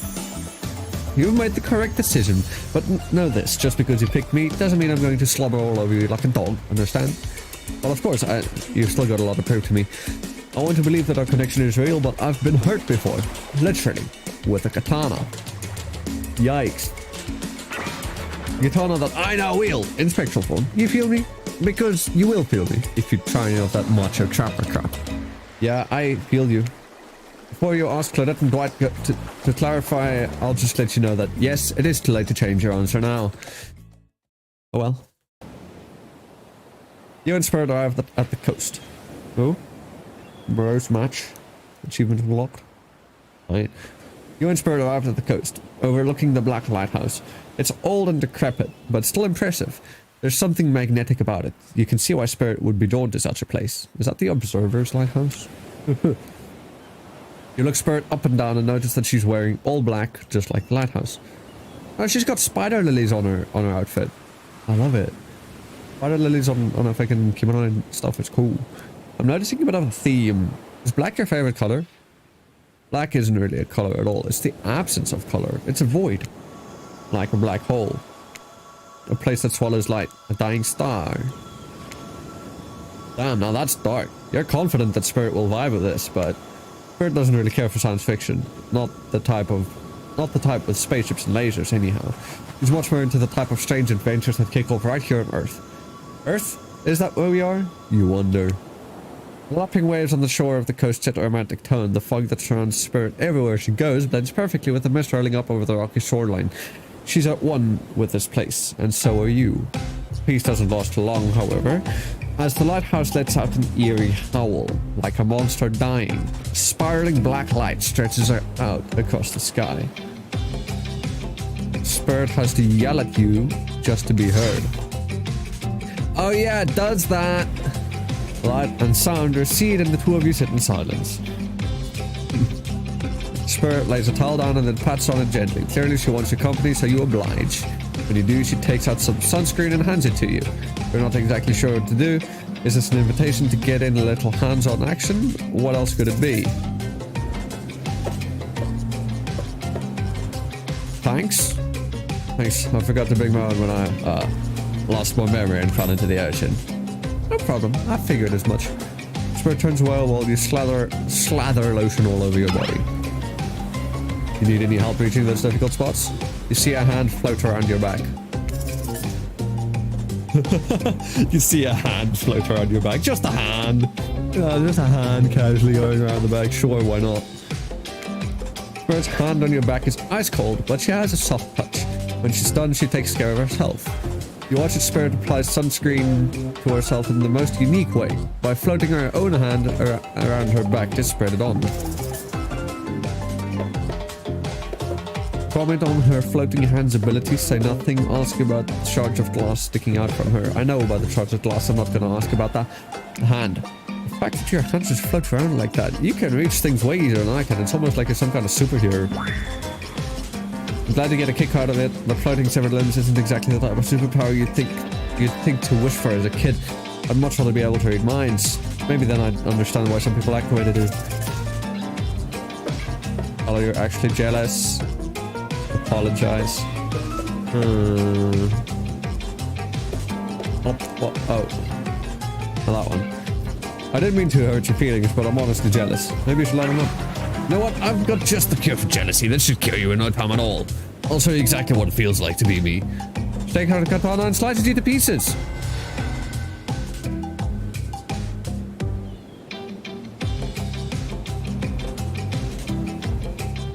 Well, we'll try that one again.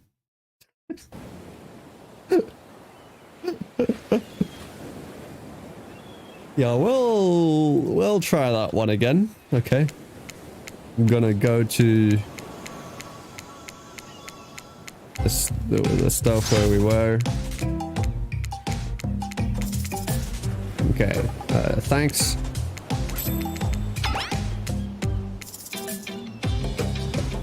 Sure, why not? Okay, this time we'll do this one. If you don't mind, what's the deal with all the shards of glass sticking out from all over your body? Oh, okay. That was the right option, I guess. You really want to know? You're not creeped out by them? No. You're not creeped out, just nervous because you know the answer might be very personal, but she's a person you want to get to know. I was just thinking about what she must have gone through to end up like that. It had to have been horrible. It was worse than death. At least death ends eventually. But I wouldn't want to forget it. It literally made me who I am right now. Truth is, I could pull all of these bits of glass that are stuck in my flesh out right now if I wanted to. I don't want to. Each shard is a reminder of what my father did to me, and what the world did to him. So I refuse to play the universe's game. I hate the idea that I'll be forced to succumb to pressure the way he did in the end. Oh, the way that fear and anger pulled him up, and then came bursting out, the way his misery flooded our home and drowned us all. Yeesh. It's hard not to think about revenge. The dragon inside me, it's doing to me what the world did to him. I have to fight it, even though it gives me strength. I must maintain control. You're stronger than he ever was. I'm sure of it. I appreciate that, son. I suppose a little help isn't a bad thing. In life, in love, this world has a lot to endure alone. Maybe I could use a little assistance reaching my delicate toes for a bit of lotion. You know, having your body contorted into these faithful poses, it really does a number on my joints. It rubs the lotion on its skin.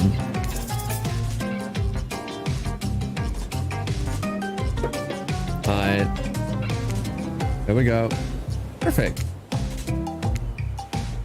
Not bad. Perfect. Ooh.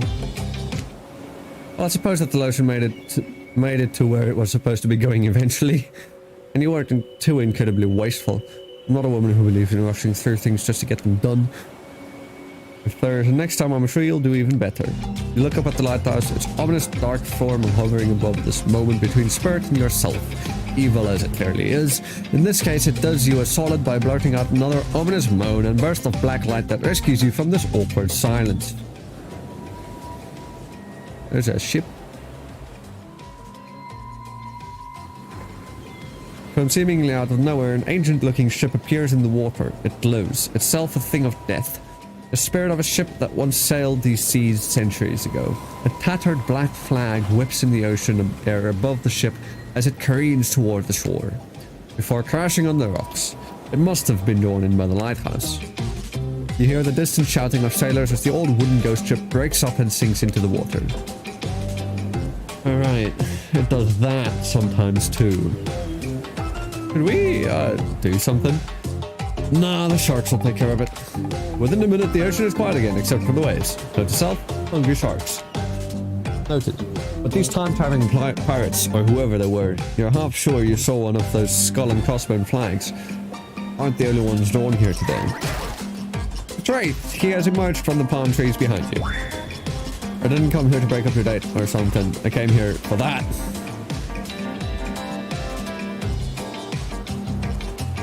Wraith points to the lighthouse. It is indifferent to his attention. I've been seeing it in my dreams, shining its strange light on me. I can't avoid it. Through woods and walls, nothing seems to stop it from reaching out to me. It's a haunted lighthouse. It does that to everyone at some point. You're no more special than me, those dead pirates, or that mermaid I saw washed up on shore that one time. Ew. Mermaids, by the way, aren't even close to as beautiful in person as they are in the movies. More sea witch than underwater princess, if you catch my drift. It's all part of a vast conspiracy, an epic river of lies that runs beneath the island or something. I'm pretty sure I figured it out. The basics, anyhow. If you come with me, you can get cut. Third waves her katana, nearly trimming a couple buttons off of Wraith's tropical top. He takes the hit and backs away a few steps slowly. The quiet guy here, he never really shuts up. Okay, be that way. You'll see. Alone at last. Tension broken, deathly moans quiet, and Wraith banished back to wherever he hangs out. You scooch closer to Spirit, breathing in the damp foggy air that seems to emanate from her. It's not quite clear how that whole fog thing works, but you don't even care. You're feeling the moment. Spirit seems to be feeling it too. She starts to adjust her robe and you get a peek at the bathing suit beneath. Oh.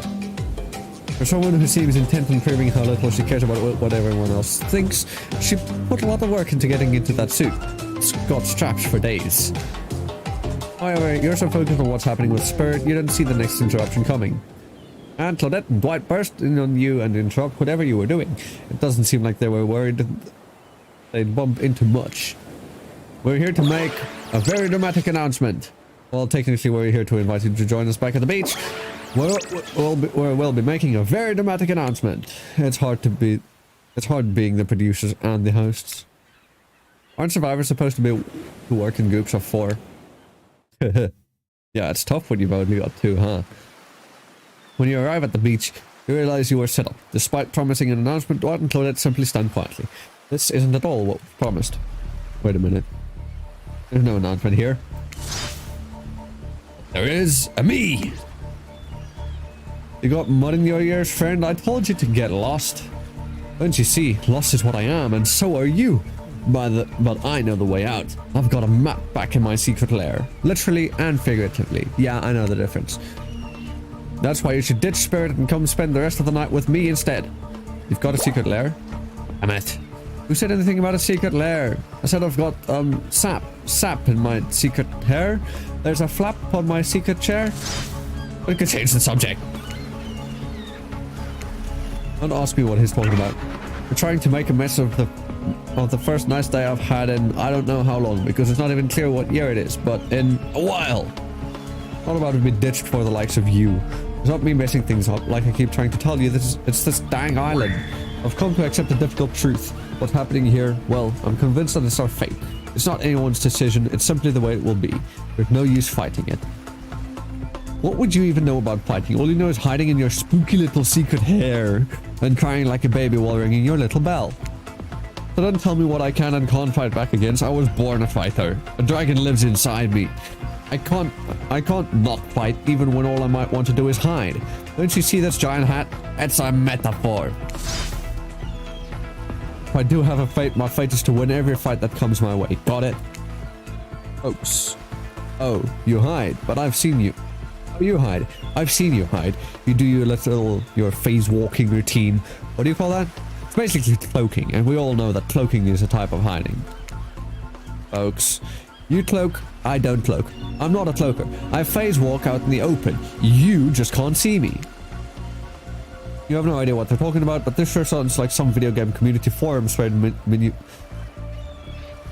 minutia? If there ever was such a thing. Not that you know about that either. I mean, I do. It sure doesn't seem like Dwight and Claudette are going to stop this, so it's on you. I think I was brought here to make this choice, so I'm going to do that now. Not choose. Spirit. When it comes down to it, neither of these two seem easy to love. I mean, damn, Spirit literally has broken glass shards sticking out of her, but she has a certain charm to her gloom. Spirit and I were actually having a nice time, besides it's my fate to end up on this island too well. Oh, if it's my fate to end up on this island, well, to hell with fate, really. And don't take this wrong way, Wraith, but the amount of awkwardness you pack into a single day, no wonder you're so skinny. All that second guessing yourself must burn a lot of calories. Oh, if it's taken. Yeah, okay, it's true. It can be a little awkward, I guess, sometimes. Right, so I'm going to stick with Spirit. Spirit breathes a sigh of relief. We've got enough revenging to do without having to kill you and Wraith too. Exactly.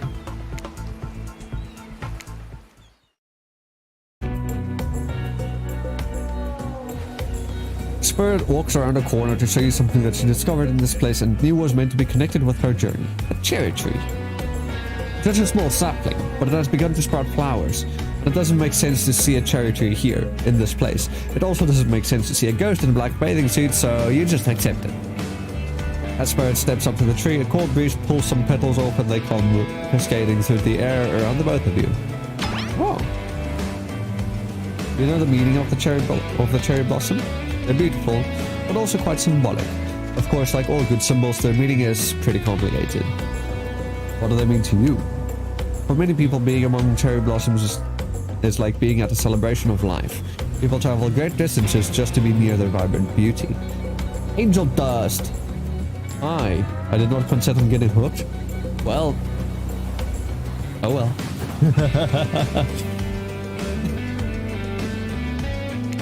However, as beautiful as they might be, they aren't magical. They're simply flowers. They quickly die and fade away, and for this reason they're also a symbol of the fleeting nature of life, our fragile mortality. In a way, it's the spectre of looming death that calls attention to this special moment. See and appreciate life. How does that duality make you feel, Zara? Empowered, frustrated, unsure. But also empowered.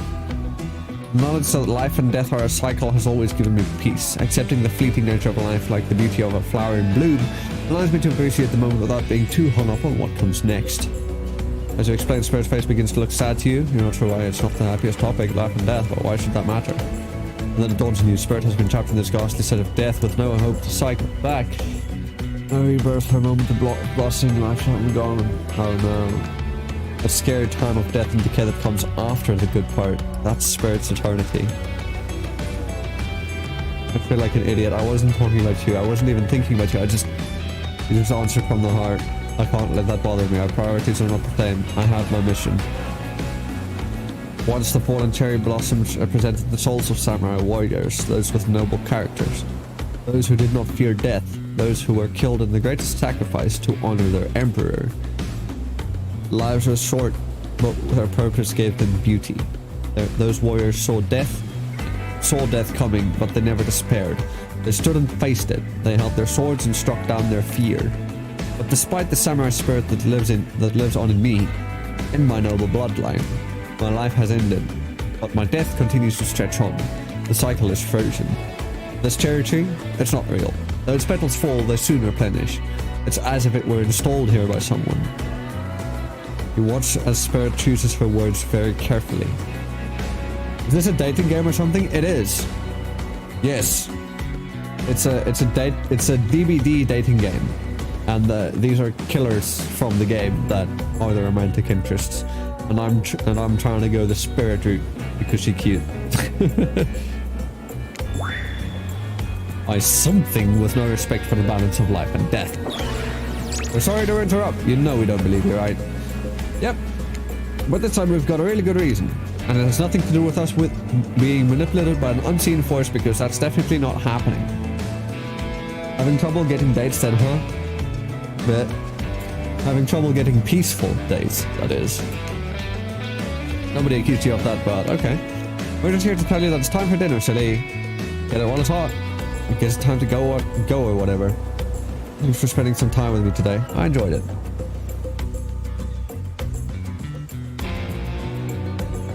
Oh, I just got a SMS from a liquor store saying that it's their birthday. Me too. What a fun day you've been having. I can see it written all over your face. You're shining. And that's not just the remaining anxious sweat from spending an afternoon courting a psycho killer. Oh no, you really are feeling this whole romantic experience. Don't worry, I'll keep your dirty little secrets. But enough gentle ribbing. It's time to get back to business. All the appetizing singles have arrived for dinner, including Trickster. Right is here too. We're not going to do the gag where we cram them all on the screen at the same time again, so just believe me, they're all here.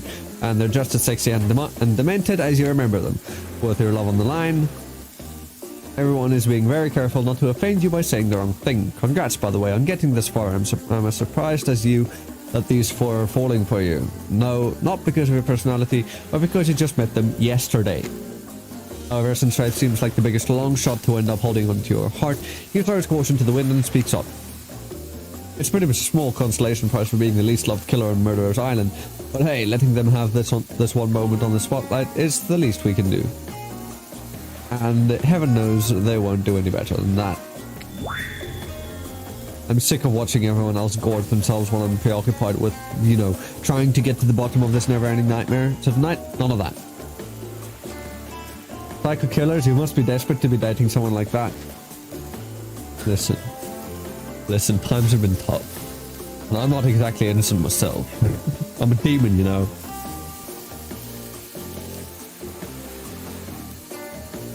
Humans don't usually take too kindly.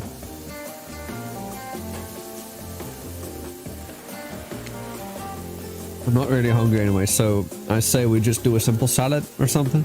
The green kind, not the mayo kind. Mayo is kosher. Hey, fuck you. I'm a demon too, you know. Hey, demon gang. Yeah, what's wrong? It's cute.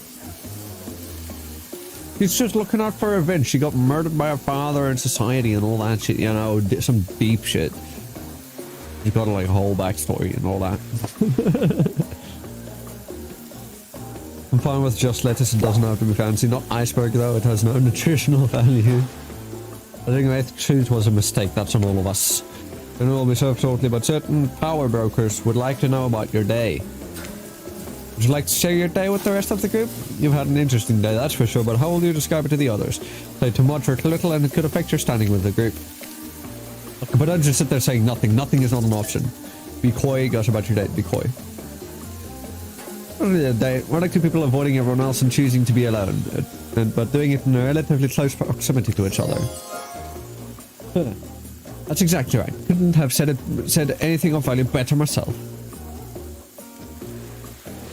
Bro, even as a demon, the biggest thing you have probably killed is a large rat, bro. No need to throw shade at me like that. Damn.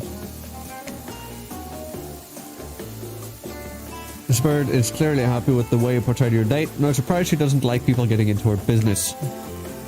Dwight and Claudette bring out dinner. Everyone eats in silence. No one trusts anyone now, and they're all very tired. Oh wait, no, sorry. That's a dreary supernatural horror thriller set in Antarctica, not a charming parody dating sim set in an undisclosed tropical paradise. Bony appetite. Don't you mean bon? Oh, no. Oh, they said bony appetit. Bon appetit. Bony appetit. Yeah. Don't you mean bon?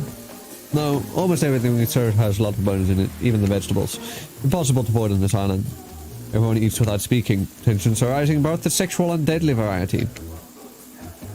When everyone finishes, Dwight and Claudette come back to clean up the table. They linger around as they pick up your plate, take your napkin, and dust comes off of the table. What would you like to say to the servants? Thank them? Ignore them? Ignore. Is there anything else we can do for you? Anything at all? Anything? Minus book, perhaps? That's fine, we're used to this kind of cyber treatment here on Jerk Island. Everyone, if you would please reach your kindness to follow us to the fire pit, we'd greatly appreciate it.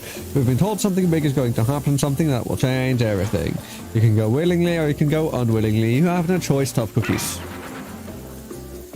Did you have a choice on how you said that, dweeb? Yes, and I immediately regret how I did. Good, something needs to change around here. Fire is rebirth. Fire illuminates the soul. The fire isn't too smoky. Smoke hurts my eyes. I have pretty sensitive eyes. I'm also horribly afraid of it. The fire, I mean, not my eyes, because of childhood trauma involving fire. And finally, everyone starts moving towards the fire pit, if only to get away from Wraith's complaining. You take a seat on a comfortable log, feeling the fire's heat against your skin, and wait for other killers to take their places, wondering who will want to tell a story this time. Will narrator tell a story? I bet they've got a stunningly creative mind. Hey, you think, are they allowed to simply place thoughts in my mind like this? Doesn't seem fair. Everyone makes their way in, but something unexpected happens. Nothing. Nothing happens. Something almost always seems to be happening here, so nothing is probably not a great sign. ... Oh cool, and now everyone's looking at you. So, you know, do something. Should I pick someone to play a story? Or we could play charades. Boggle?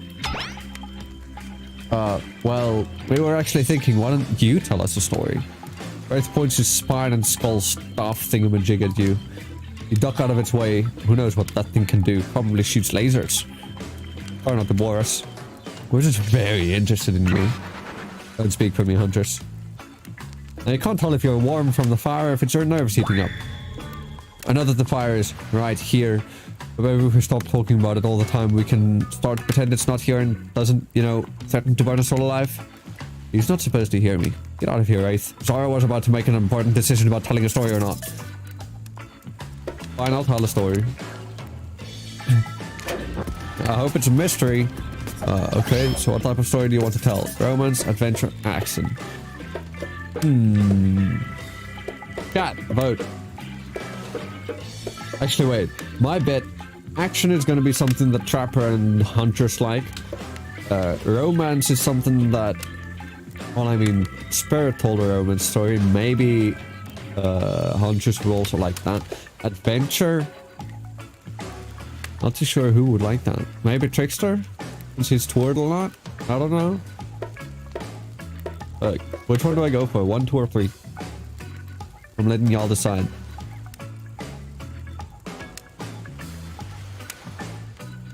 If you decide within 10 seconds, otherwise you're taking too long.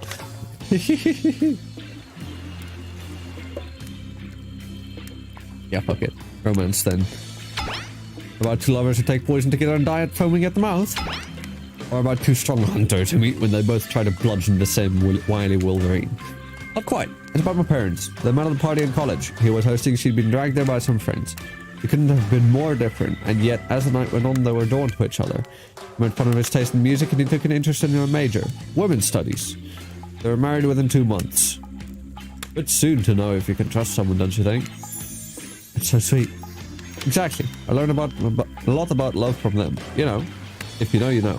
Some people don't need years to get acquainted with their partner. Love could spark from a mere look across a campfire. Now you've got their attention. Each killer is furiously attempting to catch your eye from across the fire pit. Except for Trickster, who has wandered over to the bar and is loudly playing his own music on the headphones to drown you out. Okay, that was not a very good story. I don't mean to insult you, but it was actually quite bad. Sorry, but this narrator keeps it real. We can't just end there. So, who else would you like to hear a story from tonight? We look from killer to killer, trying to decide who might be the most entertaining. Okay, now we had Spirit tell a story already, but we'll have fuck it. We'll have Wraith. I guess if you want, let's see what story I could tell. I can tell you one about my Mamiwata, a beautiful African sea goddess who would lure men in with sex and then reveal her true form as a half woman, half fish, making them swear to be true to her and no one else. Long story short, it usually ended bad for the men, which is the end of that story, I guess. My bad. Let's see. There's that one about the mysterious cult that would demand a human sacrifice to, no, that's not good. You don't want to hear that one. There's the living tree. The branches were more like tentacles, and it oozed a strange liquid from its bark.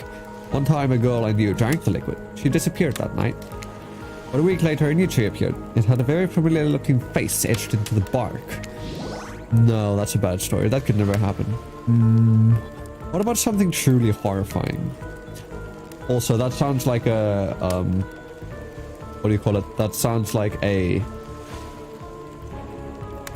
reference to the first tree art book thingy.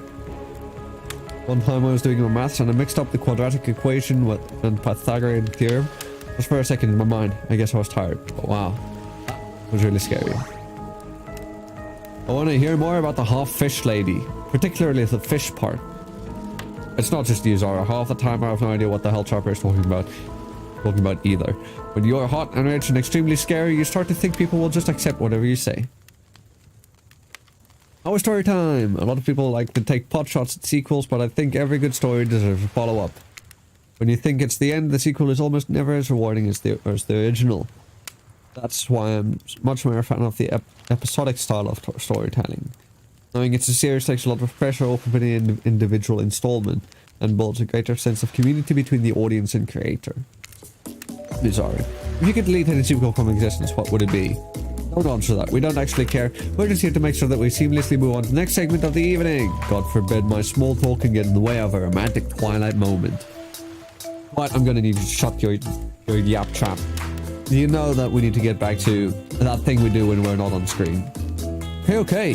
Have fun tonight and try not to wink end up dead. Why did you say the words wink out loud? And what kind of double entendre are you getting with the end up dead thing? What is physically incapable of winking? Not since the accident. You know that all of these people are despicable criminals with double-digit kill counts, right? Well, except for Spirit. She doesn't really belong here. She's strictly a victim, not a perpetrator. No wonder she's pissed. Yep, exactly. That's why I have some empathy for her anyways. But I hear somebody trash-talking Spirit, deal me in. What do you say we take this talk to the hot tub so I can soak this bod while I roast that goes to some killer hot takes? There's enough talk of burns. Things that are lit or getting blazed. It's enough that these activities have to be set next to a literal fire. Must it be surrounded by figurative flames as well? What if we turned around as far away from this place as we could? Just you and me. On those spindly legs, you'd probably tire before you got too far. If it's running away to someplace more secluded Zara is after, they should obviously join me. Have you seen these legs? Pure power. Not that my walk speed really reflects my giant stature, but that's because I choose to move slowly for stealthy reasons. It's my own choice and it's completely logical. Huntress. You walk slow. Slower than any other killer. Actually, maybe that's wrong. I think Nurse walks slower than Huntress. But does she? I need to look it up. Huntress walk speed. 4.4 is what the Huntress has, and Nurse has 3.6.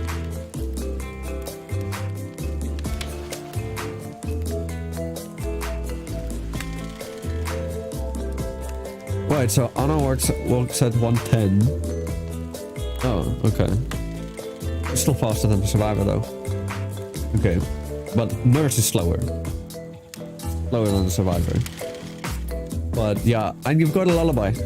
You've got no stealth.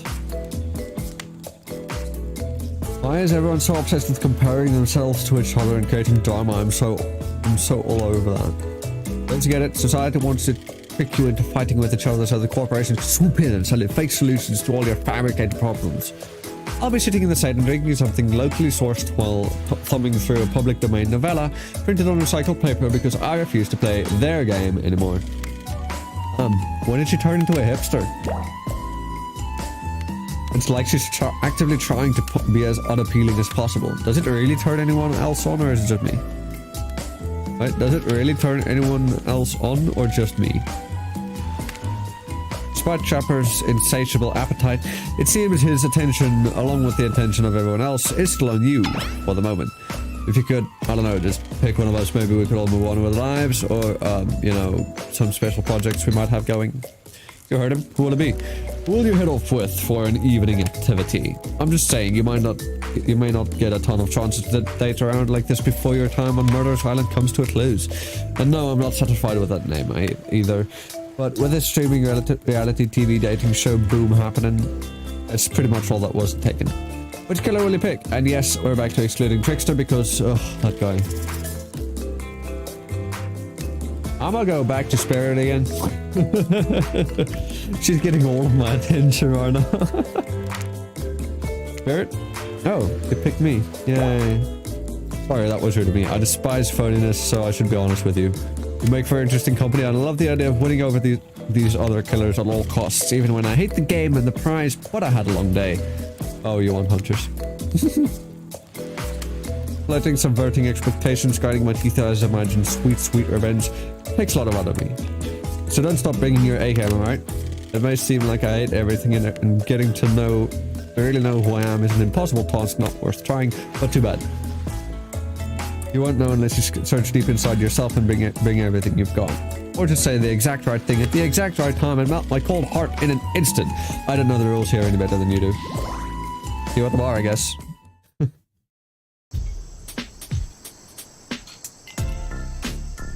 You arrive at the bar to find Dwight and Claudette both holding cocktail shakers, surrounded by a bevy of bottles for assorted boozes. Who's ready? Get wasted! Well, I don't drink, so not me. You really don't drink? Ever? Is that a, like, because it will just fall out of a hole in your stomach thing? Or, I don't drink alcohol because alcohol is poison of the body and the mind, and I don't need to act like a fool to have a good time thing. And why did you choose a mixology lesson as your romantic nighttime activity? Everyone knows this kind of date is just an excuse to get loaded up on booze and make terrible decisions. It's true. Not a single person has ever learned anything at one of these things. Right, now that's not true. You learn how to tie a cherry knot in the stem using only your tongue. Whoa. Who ordered the soda with a splash of my private business? Because that's off menu. Well, I know what I'm drinking to forget tonight. Mixology is a real thing, and it doesn't require alcohol to be interesting. I'll have you all know that I worked at a restaurant before I was violently executed by a father, on whom you will have your bloody vengeance. Right, well, so be it. How about you, Zara? Do you drink? Booze it up, stay sober? I'll booze it up. Well, with all due respect to Spirit, I don't personally have anything against a little bit of alcohol, and this is a resort, I think. But I'm on vacation, I guess, so bring on the booze. I was afraid you'd say that. You see, you and Spirit have different dietary restrictions. That means we gotta make 2 different drinks with 2 different sets of ingredients. That's like double the work for the same amount of pay, which is already 0 for a job that we both hate. What do you say? Well, why don't you maybe bend your taste just a teensy little bit to make life easier on us? No. Okay, your position is firm. I feel you. Zara, be a pal? What do you think? We gotta get the show on the road. Ask for a side boost. Spirit to reconsider. Stick with your answer. Change your answer. What's a side boost? Fine, I'll change. You know, I've always found that being in a healthy relationship requires compromise among other qualities. You wink at Dwight and he turns red in the face. Don't get ahead of yourself, Zara. This is a mixology lesson, not a wedding ceremony. It's an activity that you cared about enough to invite me to, and I should have shown you respect from the beginning. I might be a little afraid of you, but I'm not afraid to admitting when I'm wrong. This was one of those times. I was wrong, so if you want a night to remember, you stand and start to do a sexy dance, grabbing a bottle from the bar and rubbing it on your face. We're doing so well, don't mess it up now. This was 2 of those times I was wrong. If you want to enjoy drinks and for their craft and flavor while sitting and calmly relaxing, I'm here for it. So, lovebirds, what drinks shall we make? Fancy beer, zombie, Bloody Mary, dark and stormy. Ooh, what's dark and stormy? How about the dark and stormy drink from a dark and stormy date? These allow us to demonstrate how a dark and stormy is made. First, rum, or in this case, rum extract and a bit of apple juice is poured over ice. And then fresh ginger beer is added in. Garnish with a little lime wheel, and drink. The end. Do you think you're up to the challenge of replicating the recipes are? Replicating rum substitute and ginger beer over ice? Don't forget the lime wheel. Rum substitute ginger beer over ice with the lime wheel. Not sure I appreciated your tone, but yes, you got it. You're a natural. A sassy natural. You and Dwight might have more in common than... Don't you dare. Spirit seems to be in a lovely mood as she sips her dark and stormy. She's not even rolling her eyes at your petty behavior.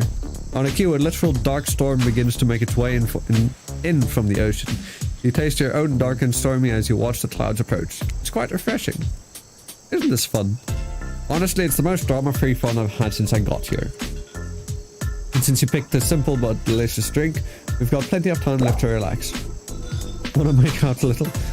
What? You breathe in a sip of your drink and immediately begin coughing before you can get a yes out. Lightning strikes on the palm tree in the beach and it immediately starts a fire. The activity ends abruptly as Claudette and Dwight usher the 2 of you away from the bar. Ah. The gang's all together again on the volleyball court. Seems like only yesterday you were sitting on the sidelines watching everyone get sweaty. That's because it was? Boy. Feels like I've been here a lot longer than that, actually. It's so late that the sun is already beginning to rise. Better get this over with quickly so that I mean you, can get some beauty rest. I do not recommend the eternal damnation of perpetual narratordom. Bro, that's literally what I'm doing. Good thing you've really used your time well since then. Really getting to know the gang. Brain, the mogul, the basket case, the psychotic bunny girl. You know, the 4 types of people. Wait, who's who? The brain is probably Spirit. Mogul is Evan. Basket case is Wraith. Psychotic bunny girl is obvious.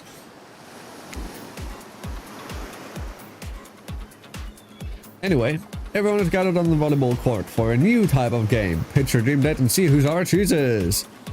Who's ready for a round robin? How round are we talking? No, not to eat, hunters. Each killer gets 2 minutes to tell you all about the dream date they have planned for you tomorrow. In no particular order, which is a weird thing to mention, right? Almost like the order does matter. Grace, why don't you go first? You look like you'd hate that. Stop talking. Sorry. Anyway, Grace? Well, I don't know. I'd really prefer just tell Zara privately. I don't really know how that's going to work with these game mechanics. What if you just whisper it to Zara? Wait, Wraith considers this for a long moment. Too long. That's fine. Without moving, Wraith lowers his voice to a barely audible whisper.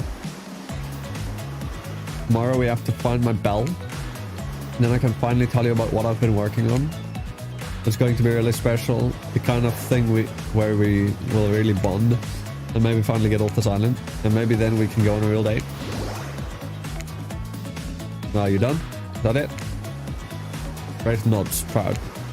Great. Hunters, why don't you take it from here? Tomorrow morning I'm planning a nice atmospheric breakfast on the yacht. Don't worry, Trapper won't even know it's gone. You're saying it out loud. What was that? Nothing, go away. Then, boy oh boy, I've got such an adventure plan. It involves hunting for treasure. What kind of treasure are we looking for? Guess you'll have to pick me to find out. Let me tell you, it's primo stuff. If you don't mind me, I've got to start preparing because it's clear already that you're going to pick me. Confident, mysterious, I like it. Get up, Spirit. Figuratively, damn it, Dwight, you gotta watch your words with these people. Tomorrow you'll spit in the face of God, die, and be reborn anew. That's it. If you're not intrigued by that, I don't want you. Go draw crayon art with Trapper or dig up whatever mysteries with Wraith. I don't know what those guys do all day.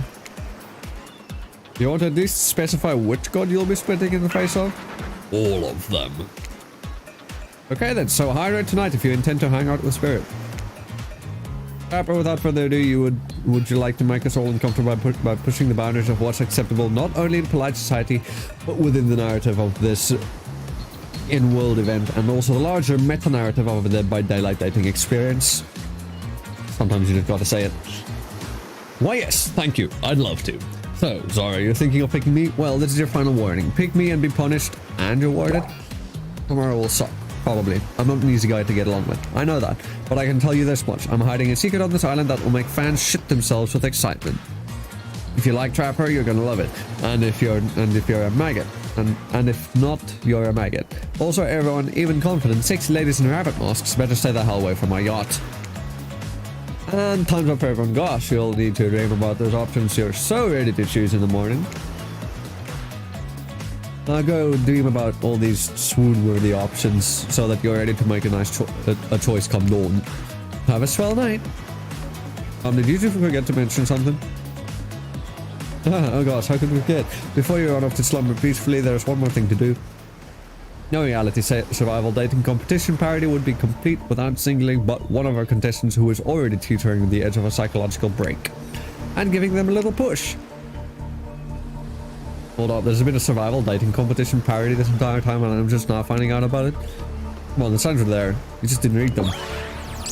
Welcome to Murderer's Island. It's now time to eliminate one of the killers. Ooh. It's like butchering, but it hurts even worse. You can't kill a killer, but can you break their heart? You dare to even try? You mean, that's right. Tomorrow one of these sexy slicers will not be eligible to take you on a date. Who's it gonna be? Why? Because it's dramatic? Because it's surprising? Because it's a classic reversal of fate? And it will hurt someone's feelings. Someone dangerous. What's it gonna be, champ? What's your thought process here? Trapper seems like he might throttle you in your sleep if you eliminate him. That being said, at least you'd see him coming. Spirit could be anywhere. She floats, and I hear she can disappear. Hard to track. Eek, if you get rid of the Wraith, he might cry. And although I totally support normalizing men crying and being vulnerable, it just seems like he might be an ugly crier. Or just, she might pretend to be okay with it, but then you'll start seeing her behind every tree. What I'm trying to say is, I don't envy you, boss. So, which sociopath are you eliminating? Trapper. This was very simple. Trapper, you scared the living shit out of me. You are eliminated. That's fair. Honestly, though, I don't care. You suck. Not in a good way. You bore me. You personality-free maggot. It wouldn't even be fun to kill you. Which I was totally going to do tomorrow the first chance I got. So really, this is a win-win for both of us. I might kill you, though, out of principle for eliminating me. Sleep with both eyes open. And have fun on your date tomorrow. Yay. Yeah, bye. Now that you've broken the heart of someone heartless, you should go get some shut-eye. And don't worry too much about the broken heart you've left behind. Because of course, they'll be receiving a consolation prize. They might not get to go home with Zara when this is all over, but they'll never sleep alone again. That's right, we're sending our eliminated player home with...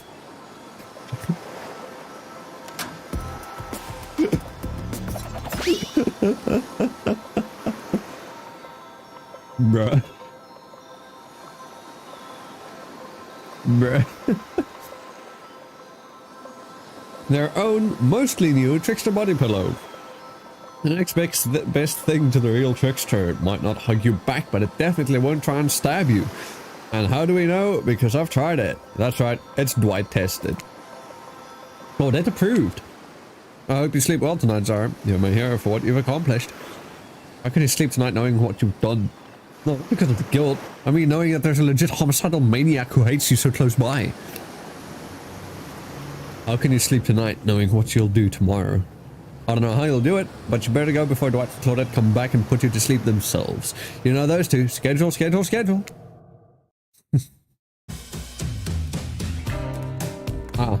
We're doing the post-day interviews again. Wow, what a crazy way to end the day. An elimination? I didn't even know it was that kind of game. Let's check in with everyone, especially with our loser. Everyone deserves a send-off. We'll see how things go tomorrow, I suppose. I'm not expecting anything. I tend to shut my mind off during hard times. I know I seem more excited than devil may care. The truth is, I'm really a pessimist at heart. That tends to happen when your mother is cured by an elk when you were young. Yeah, how'd you know? I'll guess. It's also the only thing you talk about. If you'll excuse me, I think I saw a raccoon over in that tree and I'm feeling peckish.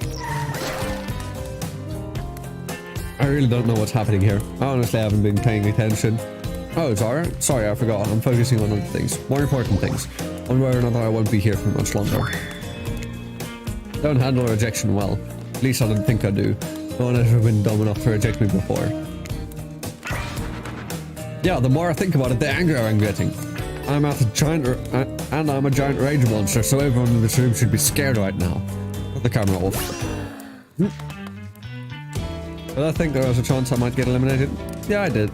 Did I care if I got eliminated? Not even a little. What's the volume of words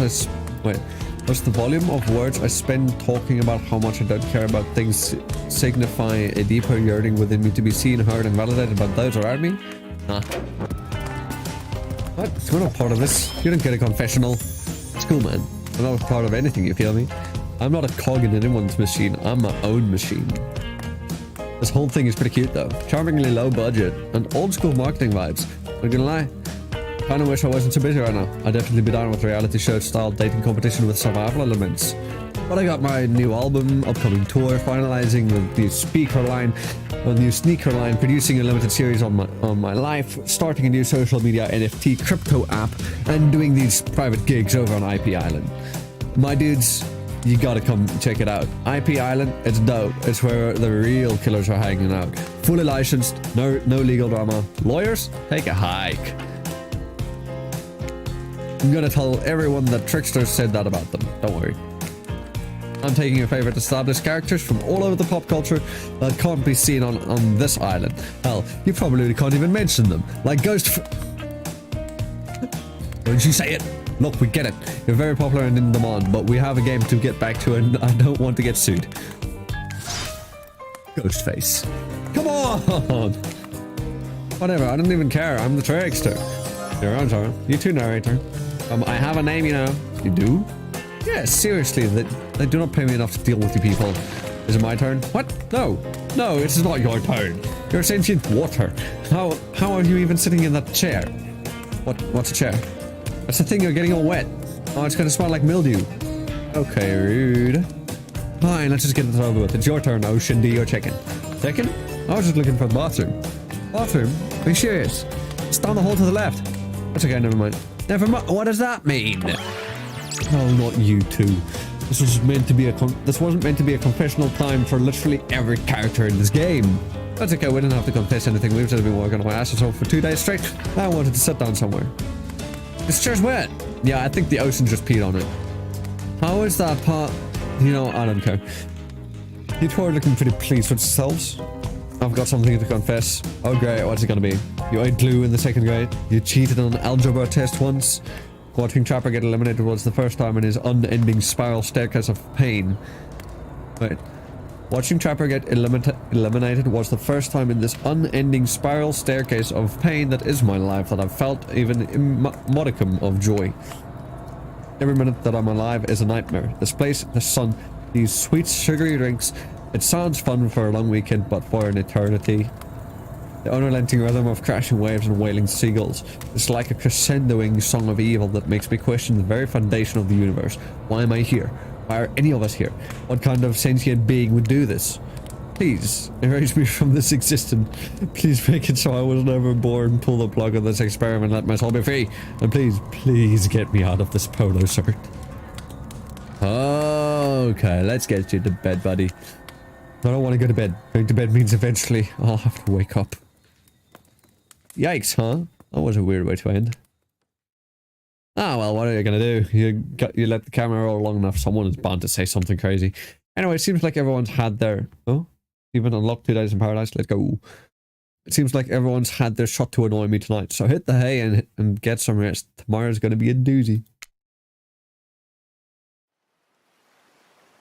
Soft sunlight warms your skin, nudging you awake. Also, you're using a killer crab as a pillow. It's sort of okay, which it's sort of okay with. What's that? You don't know about the killer crabs? Alright, you didn't go on that hunter's date. You really missed out. It was thrilling, or I guess it would have been. You'll have to play the game again to get that reference, I suppose. You pull on your beach attire and splash water on your face. Dwight and Claudette approach. Is that look on their faces excitement? Terror? You notice your stomach flutters with butterflies. Someone's in love. Or you've been infected with zombie butterflies in your sleep. It has happened here before, but it's probably the love thing. It's time. Claudette gestures over to the beach where the killers all stand flanked by tiki torches. It's a scene very reminiscent of a TV show you used to hate. You used to hate watch with your ex. Suddenly the message is clear. You're going to declare your affections for a killer in front of several other killers. Hey, isn't Trickster supposed to be here? We paid him good money to make some half-assed cameos in the show. I'm gonna chew his agent out. But before they walk you over for your big moment, Little Birdie told us that someone in particular has an extra strong crush on you. Another Little Birdie reminded us that you've been kind of a dick since you got here, and we reserve the right to withhold that information. And even if it leads to you making a terrible decision that gets you murdered. So, are you ready? Of course you're not, but too bad, we're on a schedule. Of course, always a schedule. Make your way to the row of hotties. Claudette and Dwight stand off to the side, hands on their backs. It's been quite the 48 hours, but there are clearly sparks in the air, and I'm not just talking about this rusty chainsaw. Though I do recommend staying away from those sparks. It's time for a newcomer to confess their love. Wait, I have a done all for this. Oh, no you don't. Who cares? Zara, who do you choose for your solo date? Can we at least do the flower thing? Alright, I thought we agreed to keep that between us. No, not that flower thing. The thing where the suitor gets a flower as a symbol of the contestant's love and affection. Oh, right. I suppose, but no roses. They're such a cliche at this point. Well, that's good, because I tried to pick a rose, but I got an ouchie, so I settled for these. What are those? Beautiful. You've done good, Dwight. This is a lovely bouquet. I hope Dwight saved some of these for Claudette. They're a thing, right? You're getting that vibe too? Just me? Sorry. You've got other things to think about right now. Zorro, who do you select to receive these flowers and spend the day with you today? Evan's gone. Okay, you know, I'm committing. The approached spirit peering below the brim of her impressively large hat and into her haunting eyes. Spirit, since I met you, I've been enchanted by your presence. You've challenged me to be a better person and resisted the urge to show me the sharp edge of your katana. For that, I thank you. I'm ready to take our relationship to the next level. And we shall, up to the eye of the dark storm that is our reality, to the lantern room of the Black Lighthouse. Oh, it's time to see what you're made of. Oh, we're gonna go up to the lighthouse, I see. I thought it might be nice to start the day out on Trapper's Yacht before we head up to the Black Lighthouse. Even if I kinda hate this basic tropical vacation stuff like yachts and snorkeling or whatever. It's good for you to see me in the sun a little bit, at least. There's more to me than what you've already gotten to experience. I know that my whole vibe can be a little dark. The swimsuit, the plume of floating hair. This wasn't always who I was. I was a normal young woman once, went to school, hung out with friends, even had a part-time job working at a restaurant in town. Why didn't you take the huntress? Do you have something against her? No! She's Mal's wife. I'm not going for Mal's wife. If I do go for Mal's wife, she's gonna murder me. Worse than Spirit will if I didn't pick her now.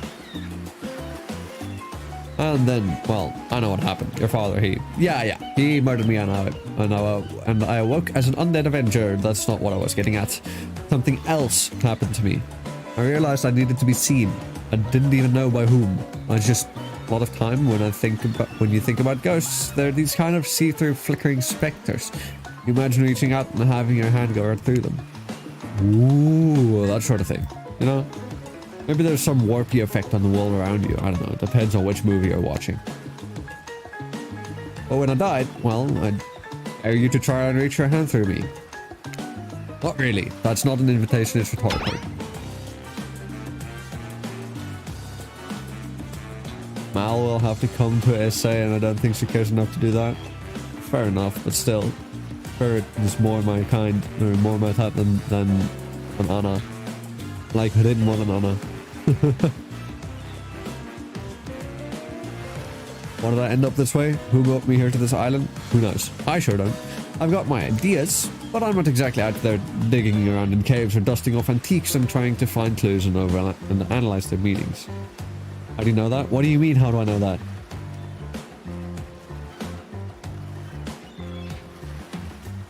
Bro, when I saw her art, I was like, yep, I'm going for her. She's wearing a spider lily yukata.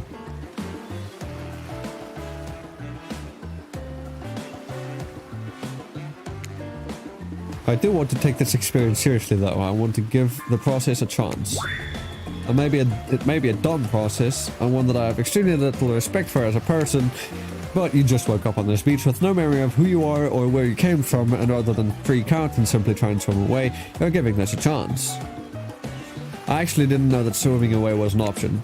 It's not, however, the fact that you never even tried, I think that means you've got courage, or an open mind, or, I don't know, maybe you stuck around because you like someone you met here. Maybe. While the two of you were getting all deep and philosophically flirty, the yacht pulled up to the shore next to the Black Lighthouse. Last stop, everybody off.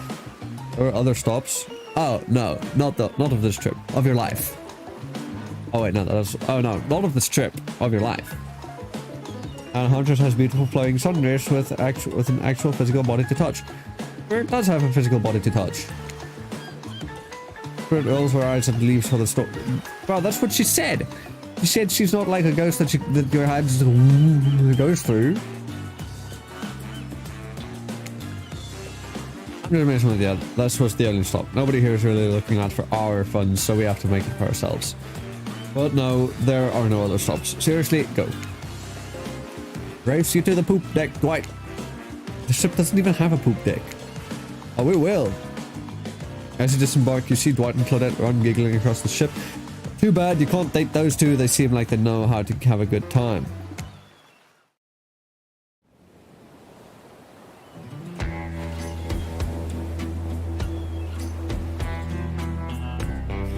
You arrive at the beach near the majestic Black Lighthouse. Its imposing form towers above you. A flock of birds circles lazily. No sense of fear or urgency, as if circling a corpse that hasn't moved in ages. Either could you give her a try for the dialogue alone even? What?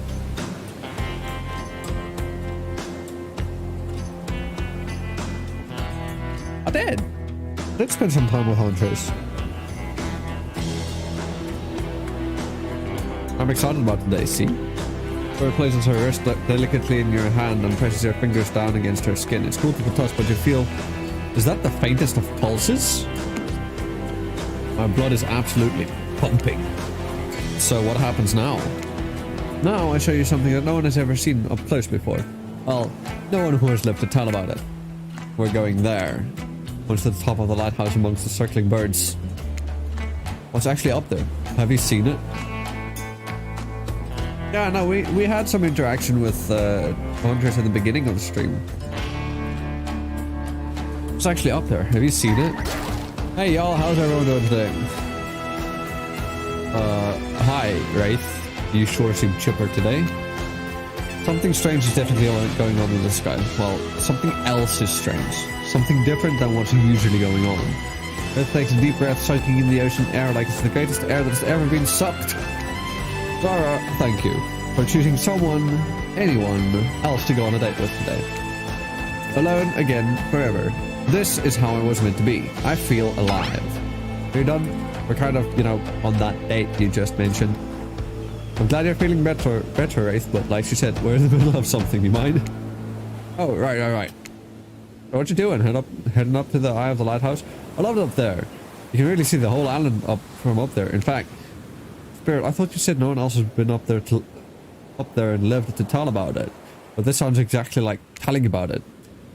Technically, I don't think Wraith counts as being alive. I mean, I don't maintain the cannon, but we waves our arms at Wraith from head to toe. And if he's not dead now, he's gonna be when I punish him for interrupting our date. Hey, now we can solve our problems without our hair floating up into any menacing shapes. I'll just be over here, floating away. Enjoy the view. You know what? I think Earth was kidding about that whole being up there. Honestly, the view isn't even of the island. What you can see is mostly ocean on account of it being, you know, a lighthouse. However, that does bring up an interesting point regarding your... how do I say it? Earth's hand floats up as she scratches her head contemplatively. You don't usually see her at a loss for words like this. What's your mortal status? Because despite what our lanky friend seems to think, the lighthouse is not to be trifled with. It's a beacon of death and suffering that brings doom to it from all corners of this world, if not further. Although you saw a freaking pirate ship seemingly travel through space and time only to crumble up the rocks beneath it, this spooky tower. But you decided not to point it out because that wouldn't be too romantic now, would you? Would it? I think I'm alive? I'm here with you, walking this beach, feeling the water on my feet, feeling the sun on my skin. Here with me, the spirit. Does that really make you alive? I guess I don't know. Come with me up into the eye of the Black Lighthouse. You may never return. Is that a risk you're willing to take? Because we have something. I won't deny it. I feel it. I'd hate for you to simply turn to ash. If we were to commit right here and now to figuring this out as friends, we could put that risk off for another time. Just be friends? Friends? Is this her way of letting you down easy? I don't know if I want that. Friendship. I want you, and that's why I chose you. I can't decide this for you. I could only warn you that it may not be safe. You might die up there, and there's nothing I can do about it. Stay down, live for sure. Go up, maybe die. Or not. Take a deep breath and think about every particle of sea air as it travels into your body and fills your lungs. Maybe the last time you have such thought, but you feel strangely at peace with that information. I don't need another friend. I want something more. I'd risk my life for it. Bird smiles a quirky, devilish smile. Right this way. Inside the lighthouse is almost pitch black. Oh, inside the lighthouse is almost pitch black. It was seemingly day when you stepped through the door, but inside this place is like a void. The last thing you see as the final rays of sun leave you is a horrible sight. A petrified body lying on the stairs, reaching not up, but down, as if it had been crawling. Watch your step. The things we do for love. Oh, we did make it to the top. When you arrive in the lantern room at the top of the Black Lighthouse, you breathe a sigh of relief. Light is out and seemingly defunct. Dust cakes the room as though it hasn't been operated in a century. However, somehow... It was just morning a moment ago, but now it's night? What do you mean? What do you mean a moment ago? We've been standing here looking out over the ocean all day. I've really enjoyed the peaceful time together with you, taking in the view, standing in complete silence for hours. It was kind of my perfect day. Really? I don't remember that. I just called it the perfect date and you can't be bothered to remember it? What kind of game are you playing with me? I want to remember it. It's just that for some reason my mind is completely blank. But hey, I'm not dead. Oh, you're already dead and have been... No, it's... Or you're already dead and have been this whole time. Oh, that's true. Maybe we'll never know. Doesn't look like the light is working. Even turned off, the light has a power to it. A massive lens refracts moonlight through itself. A subtle sparkle that has a hypnotic effect. Maybe that's where the day went. Staring to this light as the sun fell and the moon rose. Thanks for spending the day with me. I really had a good time. That's it. Don't get me wrong, it was really cool and all. I guess I didn't know what I expected. I suppose if you thought you were walking into your death and nothing happened, it might feel a bit anticlimactic. Sorry. Anyhow, it's time to go. Here, let me just flip on the light for the staircase so it's easier to get down. Huh. The stairs still look pretty dark. Maybe it... Spirit is interrupted by a strange hum, and then it becomes frighteningly clear to you that switch wasn't for the stairs. It was for the main lantern. The lantern that is now beginning to power up.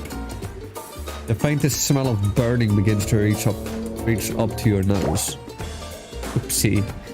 Looks like maybe that switch wasn't for the stair lights at all. Now we see who is really alive and who is really dead. I suppose it was bound to happen sooner or later. You slam your eyes closed, hoping that somehow not looking at the light itself will protect you. Not sure I see the logic in that, but if it is magic, it kind of defies logic. I want to see it, but, well, I'm a little scared. I'd look directly into the light, open your eyes and look only at me, and I'll keep you safe. Oh, fuck. Okay. Ah. Perfect. Not bad. Oh. Not bad. Oh. Not bad. That's fast. Not bad. You okay? You seem okay. I hope I haven't earned this by pushing you to do something you weren't meant to do. You're so brave, maybe not so coordinated, but it's certainly brave. I'm so lucky you put yourself through this for me. It shows that you're real. Oh wait, bro, I know what they did with the it's fucking skill checks. It's fucking skill checks that they gave there. Bro, the way it spins, the difficult skill check there at the beginning. Again, having to press space. It's skill checks. They gave us skill checks. It shows me that you're real. Despite our attempt to resist it, the incredible force of energy from the Black Lighthouse's lantern eye refuses to subside. No, it cannot be ignored, and it doesn't matter if you look directly at it or not. In the end, that was just a trivial game. This is real life and real magic. You stare at it now, and its power penetrates your mind. Ah. Hey, been a while. How are things? Going good? Feeling more dead or more alive? Yeah, love will do that to a person. Don't worry, it'll make sense soon. Okay. Oh. You wake to hear Spirit's muffled voice. You've got a terrible taste in your mouth like burnt hair. The air feels damp and smells like ash. It takes time for the sound to clear up, but eventually Spirit's words start to make sense to you. However, it's clear she's talking to someone else, not you.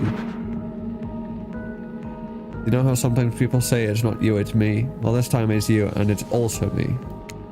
I can't believe I thought you would change for me. I can't believe it. I thought that you were doing... what you were doing was a sacrifice. You never gave anything up for me. Well, today I saw what love looks like, and it looks a whole lot different than this. I don't think you're hearing me, which is weird, because I'm practically shouting. Nobody breaks up with Trapper. Nobody.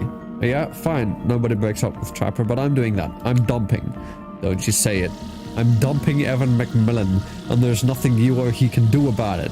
It's over between us, Evan. Wait. Spirit and Evan were together? What? Then Pepper turns from Spirit and looks directly at you. You realize that you're laying on the ground of some weird tunnel. I think that your shouting woke up Zara. My shouting? I'll stay quiet. In an attempt to be as quiet as possible, you hold your breath and freeze in place. Sorry I woke you up. After what happened, you'd probably be better off sleeping for a bit longer. Things just got out of hand. How'd you know? You were talking in your sleep basically non-stop until you woke and then got quiet. What was I saying? I don't know. I don't speak Dutch. Hey. Je spreekt Nederlands? Ja, ik praat Afrikaans. Blijkbaar.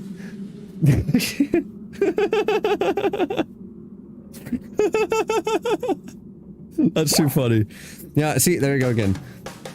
Jig is, as they say, up. They know you're awake now, and you're going to have to deal with this awkward situation head on. Clearly, I shouldn't be here. You two are having a very personal conversation that I don't need to be involved in. I don't even know how I got here, not here on this island, or here in this creepy tunnel. We're in McMillan Estate, no doubt. As far as this island goes, your guess is as good as mine. As far as this tunnel goes, we brought you here. We? You and Trapper? But after the lighthouse light came on, you blacked out. On your way down, I thought you might have hit your head or something. It's hard to tell what blood is new and old around here. Either way, I wanted you to get someplace safe, so I asked Trapper for help. It's not that I can't carry you. I just didn't feel like it, you know? I hate anything messing with my shards. Trapper, on the other hand, loves nothing more than having an unconscious body draped over his shoulder. I could have asked Claudette and Dwight for help, but I don't trust them. But you trust Trapper? Like and trust are two different things. You might think Trapper can be a real jerk, and you'd be right, but you get what you see with him. We brought you down here because we're the only ones who know about this place. It's part of an old tunnel network that connects different places on the island. Well, apparently Wraith also knows of it. What's up, guys? Talking island mysteries? My favorite topic. I was just in the neighborhood, so I thought I'd pop in. Trapper, you said the place was private. Look at me. I didn't tell him about it. Half of the appeal of this spot is getting away from people like him. Oh jeez, I can see when I'm not wanted. So, you three have a throuple now? Or... because I gotta say, I really didn't get the whole Trapper spirit thing, but hey, if it's not my business, I don't stick my nose in it. Not a thing. Nobody traps the Trapper. Not with traps or with relationships. And you do realize you're sticking your nose into our business right now, right? Wow, so hostile. Don't want to talk about it, just say so. Anyhow, this tunnel has some very interesting features. If you head about 50 meters down that way, you'll find... Get out! Earth looks around just to be doubly sure the Trapper is addressing him. I was just leaving. This island is a lonely place, which is great for me. I love to be alone. Trapper, on the other hand, is quite needy. And after a lot of pursuit, I finally let him catch up to me. And it became, well... I don't want to call it a relationship because somebody didn't really want to have that talk, but we were more than friends. I dispute the events as told for the recorder. I don't pursue, I stalk, I lie in wait. Seeing eye to eye was not one of the things we were good at. So I hate to ask, but I did just look into a refrigerator-sized death lamp, so I guess I'm more of a glutton for punishment than I thought. What were you good at? Well, for starters... Excuse me, I'll take that question, thank you very much. If you know anything about me by now, it's that I'm on a quest. For revenge. Oh, it's just everyone. Exactly. You might not know. What you might not know, Trapper is like a great classical maestro of revenge. Trapper blushes behind the mask. That's one way to compliment the killer. Revenge against friends who had turned their back and betrayed him. Revenge against his father for making him into a monster. Revenge against a barista who wrote Ewan on his cappuccino, knowing his name was actually Evan. Someone who thinks about revenge as much as I do, Trapper is an inspiration. But they say to never date your heroes. Good advice, but I don't think that's the saying. And then you came along, Zara. You showed me that it's okay to be lost, to feel pathetic, to push on when you have nothing real to offer anyone. I'm not sure where you got all that from, but okay. You held a mirror up to my own doubts and fears and showed me that they aren't everything about me, that I can embrace those things, but not be defined by them. You showed me that a life after death can be more than just an obsession with revenge and mind-blowing sex on the ground in a dark cave or a dusty tunnel. Dusty old tunnel. Ah. Trapper nudges you in the ribs with his elbow. Gross. Clearly appealing to Trapper's better features has been a winning strategy for dumping his ass, because he seems to be taking it quite well. This whole half-assed dating show parody thing, at first I obviously thought it was a lame idea. What kind of moron thought there was an audience for this? But then we spent some time together and realized that there's something actually real here. And I don't want to give up on it. And I don't want to give up on us. Listen, Zara, while you were knocked unconscious by some minor head trauma like a total weakling, Spirit confided in me that she has real feelings for you. I took it extremely well, naturally, because I trust her and value her opinions. That doesn't mean I trust you. If you want to get to her, you have to get to me first. By pausing Trapper's Test, TM. Coming to Behavior TV Sundays at 8 p.m. Welcome to Trapper's Test. Answer my questions or correctly die by my blade. Oh, answer my questions correctly or die by my blade. Question 1. What is Spirit's real name? The one given to her by her murderous father, which she only lets her real friends call her. Yumi Koyama Sachikoyama Moto Yamaoka. Okay, you got that one, don't celebrate yet. Question 2. What lives inside Spirit? A dragon, a demon, a ghost, a dragon. Sure, everybody knows that. They won't all be this easy. Question 3. Where did Spirit work back when she was normal college girl before she was hell-bent on revenge? Salon, pet store, restaurant. That one. I know, to think I would date a waitress. Don't tell my father I ever mingled with the help like that. I think he'd be so disappointed in me. Question 4. What's Spirit's favorite color? Purple, black, red, black. Are these questions largely superficial? Sure. Maybe I didn't get to know Spirit that well. Maybe that's why she dumped. Maybe that's why it didn't work out for us. Who knows? Question 5, the final question. You got this. According to Spirit, what's worse than being dead? Getting the punch of your life. Not being seen for who you are. When I pitched Trapper's test to the Suits and Behavior TV, they told me that there was no room in the budget for a new car to be given as the final prize for winning, so I killed them all right at the spot. While killing them didn't solve any of the budget problems, it sure did feel good. I'm telling you this to A, to brag, and B, to explain why the only thing they're going to win is me saying congratulations for passing Trapper's test. Not that it was some huge challenge. I mean, the woman obsessed with a giant light that shines in the dark has a chip on her shoulder about being seen. Go figure. You probably guessed, but the rules are rules even if I literally just made them up. You got it right. So I guess I approve of you dating Spirit, or whatever. I never really cared in the first place. I was just hoping you'd slip up and give me a good excuse to whip my blade with your blood. Maybe I'll find a reason to fire. For now, you two have fun. Wink, wink. Wink, wink, wink. Trapper out. I'm sorry I didn't do that. Wait, 5 measly questions? It was nothing. Not even that. As ridiculous and unnecessary as it was, the whole thing. The waking up in a random tunnel, the overhearing our argument, the news that Trapper and I had something going on, and the stupid quiz. All of it. Especially the whole Trapper out catchphrase. It's only because I actually like you. None of it would have happened if I didn't. And I like you too. Please call me Rin. Oh. Rin. Hey. Hell yeah, we got the name card update. Ooh. I didn't really feel like our lighthouse experience was completed. There was something else I wanted to show you. Alone up in the lantern room of the tower. Get your mind out of the gutter, Zara. It's not that kind of a game. What's that? Hold on a moment. I'm being told it. Wait. No, wait. It is that kind of a game. Disregard the gutter comment. Come back up there with me. There's no place I'd rather be. What do I need to use my... What? Why is it not working? Here we go.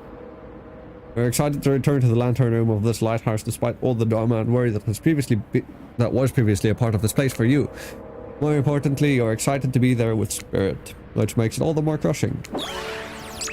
When you're interrupted by the arrival of Claudette and Dwight. Claudette, Dwight, funny seeing you here. Wait, did I say funny? I meant tragic. Tragic? I don't think so. What could be tragic about a family reunion? Those are always joyous occasions, in my experience. Before they can explain what's even supposed to mean, the lighthouse begins to howl a low, frightening sound. The lens begins to glow in an unfamiliar way. You're prepared to shield your eyes in case something bad happens to you again. Now is the time for any reality show adjacent shenanigans. Dwight, Claudette, shield your eyes. We don't know what the lighthouse will. Oh no, please don't interrupt. You'd think after all this time you'd know that we've got your best interest in mind. Wait, you'd think after all of this time you'd know that we've got your best interest in mind. I can't read. Wait, what? No, of course I don't think that, mate. Got wax in your ears, friend? Asked you not to interrupt. Too late, the black light flares. In the darkness you see something horrible and strange. In the place of Claudette and Dwight are 2 ghoulish silhouettes. But before you can focus on them, the light passes and the 2 survivors are returned to their normal states. It's breezy up here. I should have packed a sweater. What in the hairy hell? Hey, what's the language? You shouldn't speak in that way. Around your elders.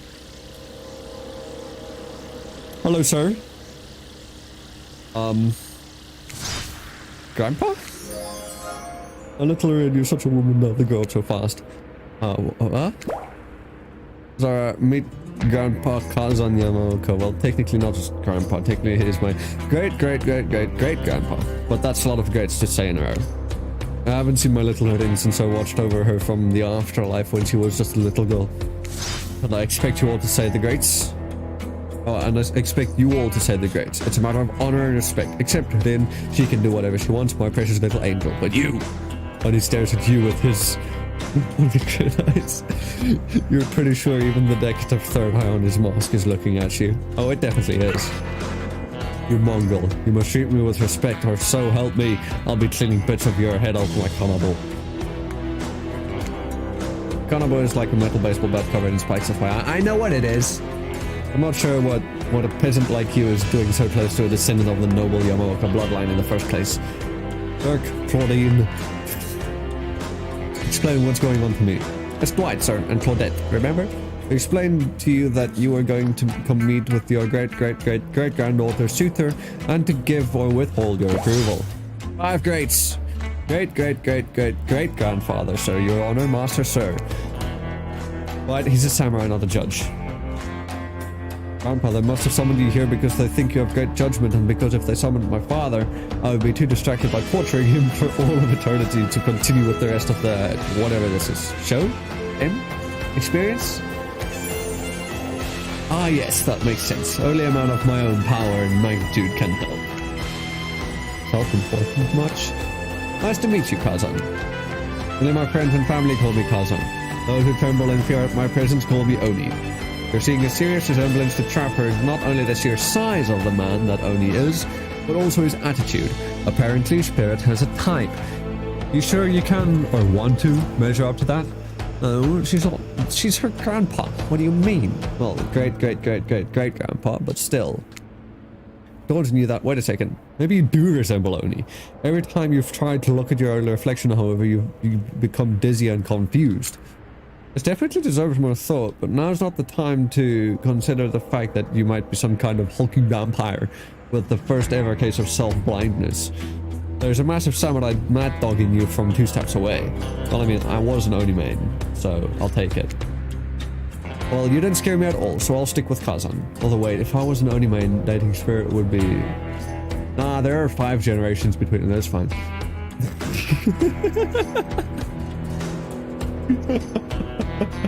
Don't clip that. Definitely don't post it on Twitter. Well, you didn't scare me at all, so I'll stick with Kazan.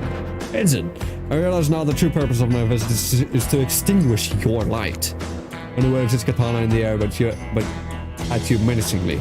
Like great-great-great-great-great-grandfather, the great-great-great-great-great-granddaughter, apparently. Hold up there, Grandpop's not supposed to. You're only supposed to kill him if they deserve it. First, you should get to know them a little better. Young people these days, always waiting to kill people, insisting they must deserve it. Back in my day, you did what needed to be done because your nobility depended on it. In his day, with such an imposing presence, he sure is giving off serious boomer vibes. You see, when I was a young man, we didn't have foreigners in our land. I didn't need them. We had an abundance of culture already. A little too much, if you ask me. But I didn't make the rules, but I didn't make the rules, the rulers did exactly how it should be.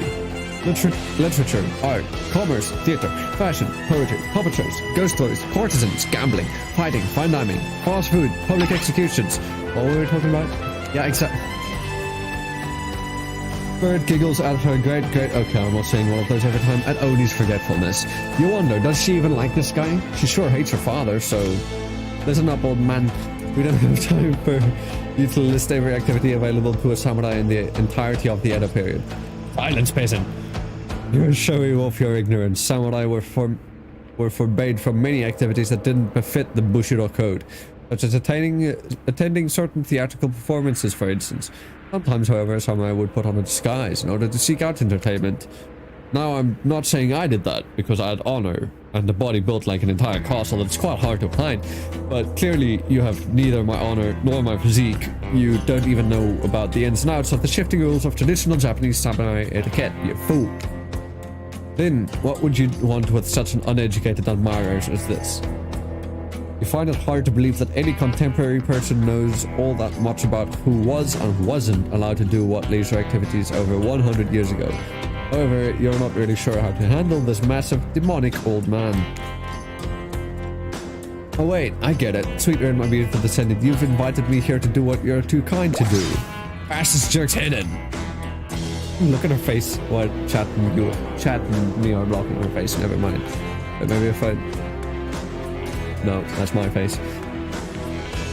Oh, Doris!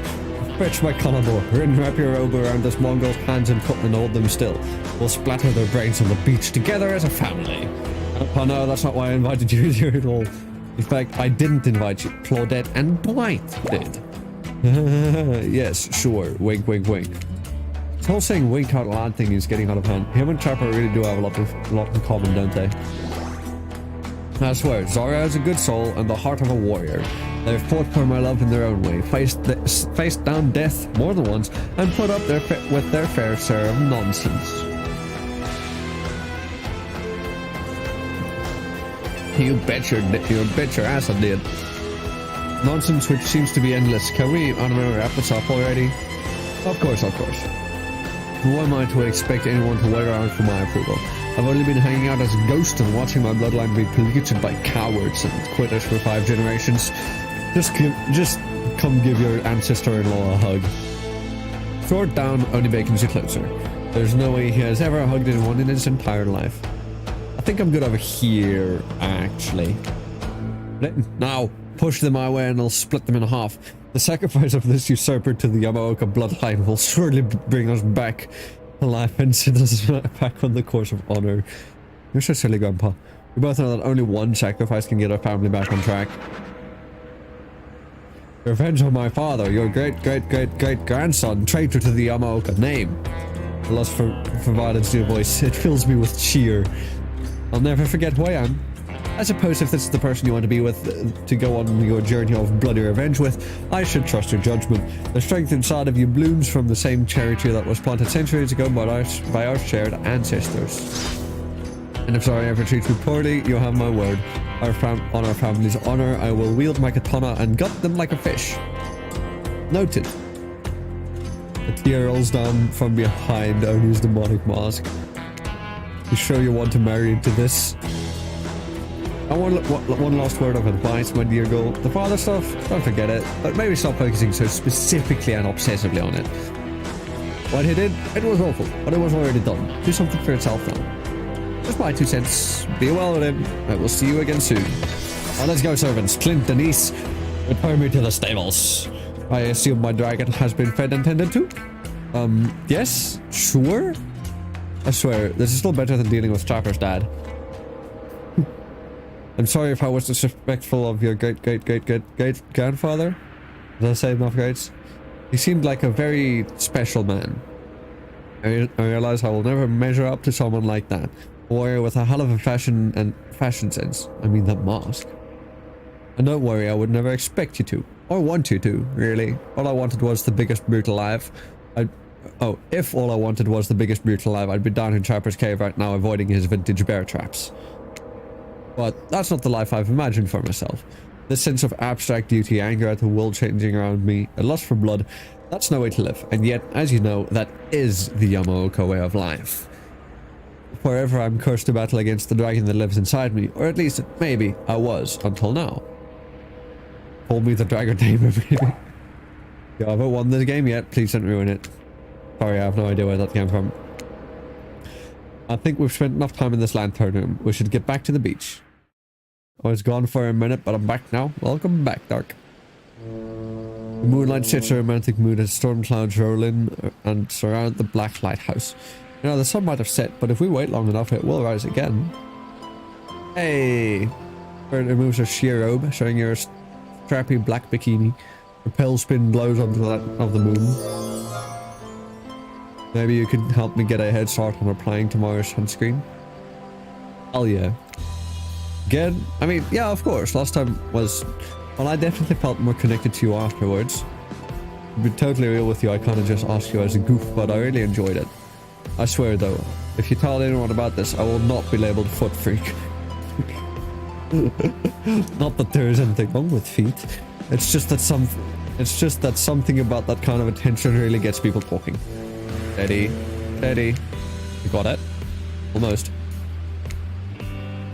Almost. Okay, skill check. Let's go. Yes! Yes! I got it again. Almost. Got it again.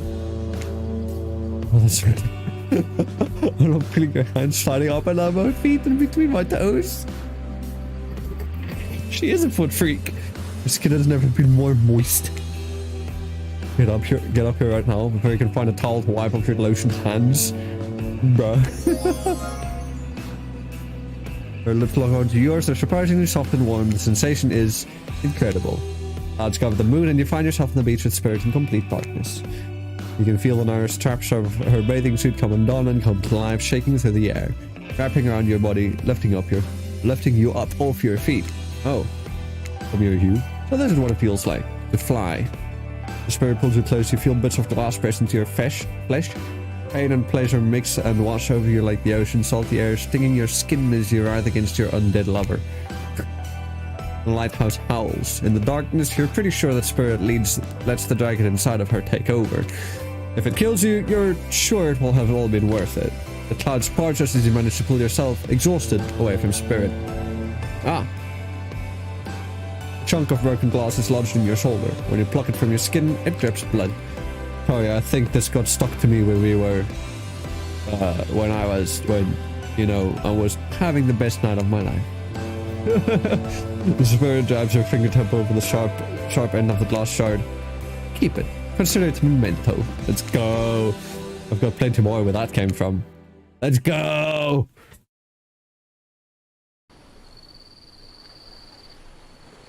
Let's go. We won. You arrive at the beach to find Claudette and Dwight waiting for you. Now is the time, Zara. Face your destiny. Actually, about that. Zara, can we talk privately? Maybe I'm not here. Maybe someplace else would be better for this talk. You know how I feel about schedule, Spirit. Very strongly. And you know how I feel about you telling me what to do. Do it. Like I said, I'd rather have this talk with Zara privately. It's not right to do it here in front of everyone. You know, from my experience in upper management at my father's mine, I learned that if you're going to fire someone, it's best to do it in public so they don't freak out. Please, enough of the fire talk. Wait, you think? No, she couldn't be. They seem so in love. Well, I mean, not really. Spirit's still spirit. If I try to imagine spirit in love, I suppose he hasn't attempted to murder Zara yet, so that's... Okay, fine. Your guess is as good as mine, really. That girl is very hard to read. Word of advice, though, if you're going to end it quickly. In my experience, the more pathetic the creature, the more annoying the final owls are. I don't need any advice. Everyone out, except for Zara. Did someone say final howls? That's kind of my whole jam. I can stay, right? Especially you, out. Alone with Spirit, you feel something awful hanging in the air. More awful even than the lingering smell of that cleaver body spray. Ugh, that gag. I'm gagging. We're all gagging for cleaver body spray. What? Okay. Oh, it's Trickster wearing cleaver. Okay, axe.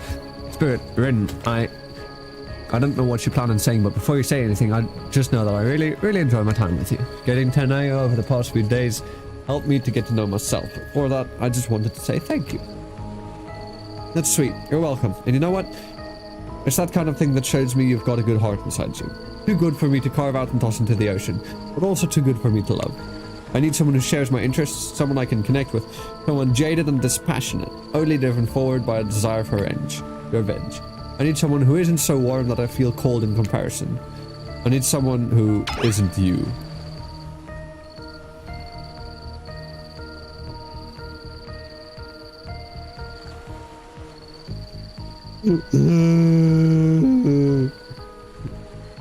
Can we just be friends? I don't know if... Before we finish that, just know, if we're not friends, we'll probably become enemies and I will destroy you.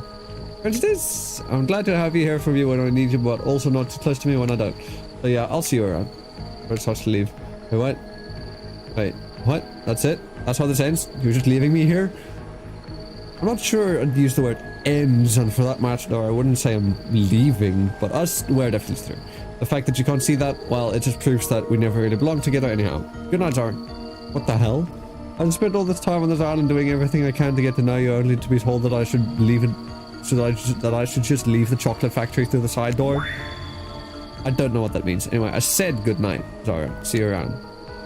Jeez, I'm sorry, what a bummer. Yeah, why did she keep saying she'll see me around? Gosh, I have no idea. And so my precious killers lived happily ever after, as they should, learning to love themselves first and foremost. While trapped in a never-ending cycle of torture of my design. Right, but I just spoiled my true identity. I made it this far, you should probably know that. But you'll have to play it again to find out more. Goodbye, Zara. See you again later, and again, and again, and again. Forever. The end. Bruh.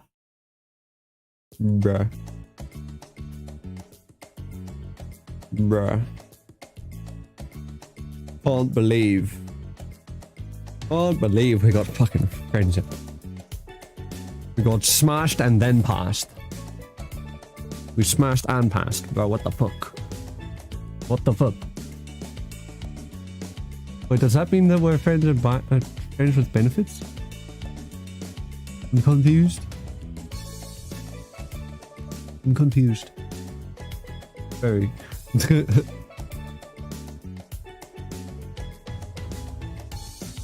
Well, yeah.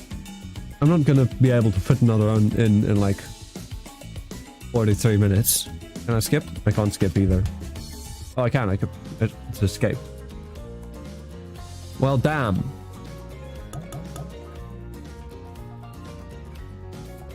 Well, damn.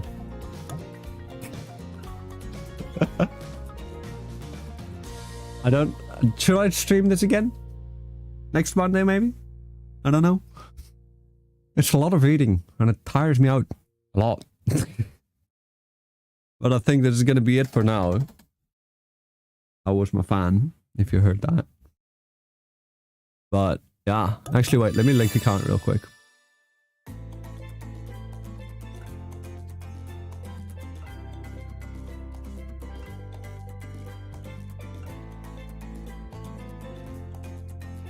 I don't know if I have a behavior account.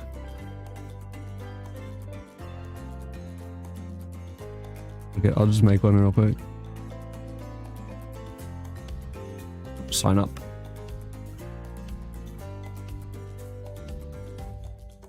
That one. Okay, now I need to make this.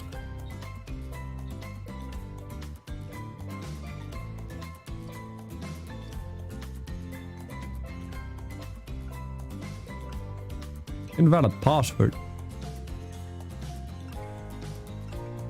Oh, it has to have a symbol and a number. Oh, no, I have numbers, but it has to have a symbol. Bro, that's fucked up.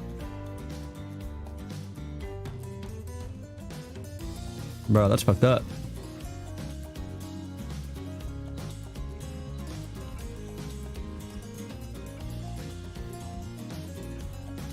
Still invalid. Okay, no, it's not. Good. Good.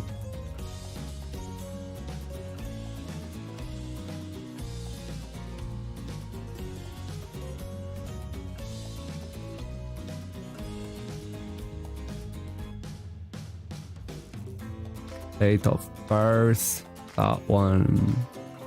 That one. That one. Country. When do I have to put in my country? I didn't expect them to speak Dutch during the thing though, not gonna lie. Sure, I'll have Behavior send me emails.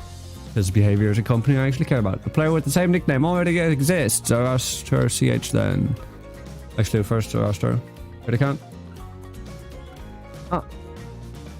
Nice. Yes, password. Thank you, LastPass, for saving my password. Email has been sent to you. Could you confirm your email address? Alright. Fine. Fine. I'm doing it now. Fine. Oh, I've read so much. I'm so tired of it now. Of the reading, that is.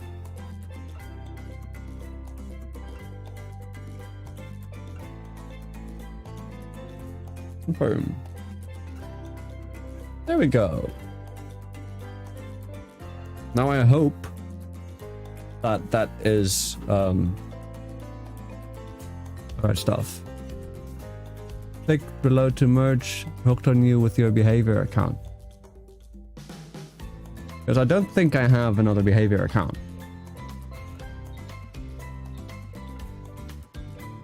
Could find link my Steam.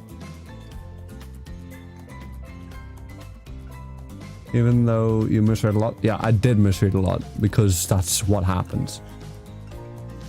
I misread a fuck ton.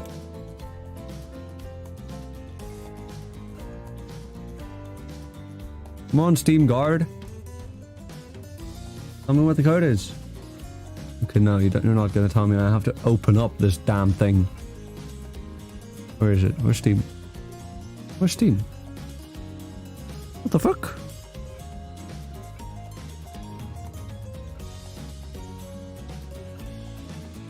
There it is.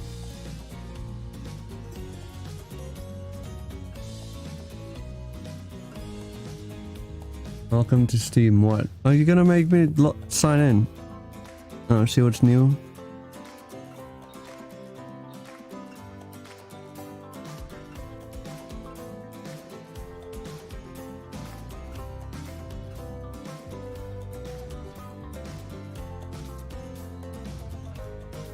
Okay, whatever, done.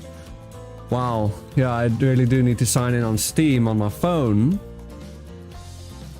For some reason.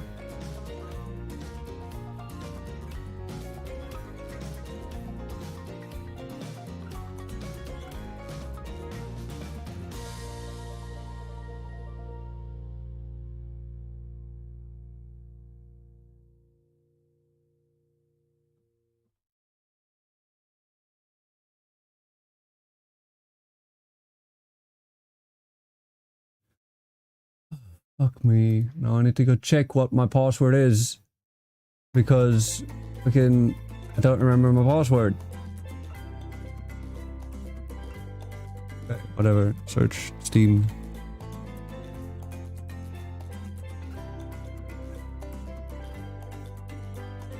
Show me the password. Okay. That's what it is.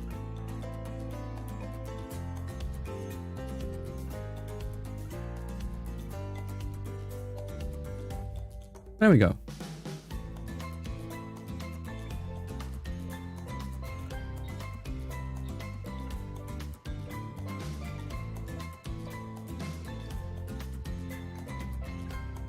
Are they gonna allow me to scan a QR code or something? No.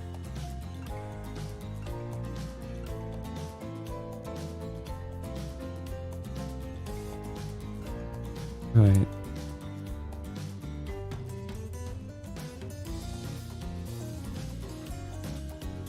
There we go.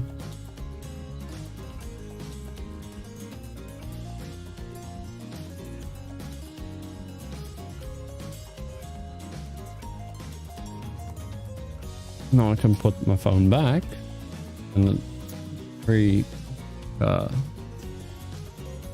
calibrate.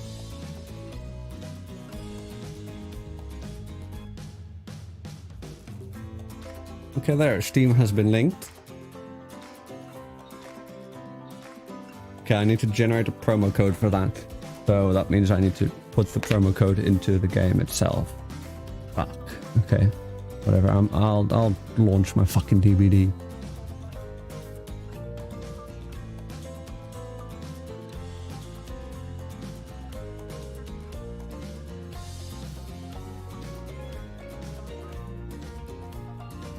First need to launch DVD and it's gonna take a while because it's fucking... What do you call it? There we go. Put on the end of the song. Because epic takes long. Not gonna lie though. Pretty fun. Pretty fun game.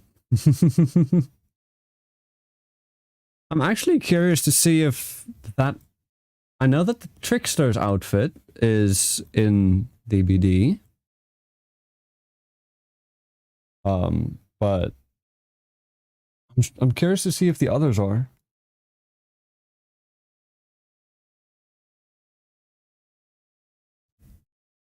Also, I find it weird that Jake gets an outfit in DBD for the thing. But, not anybody else.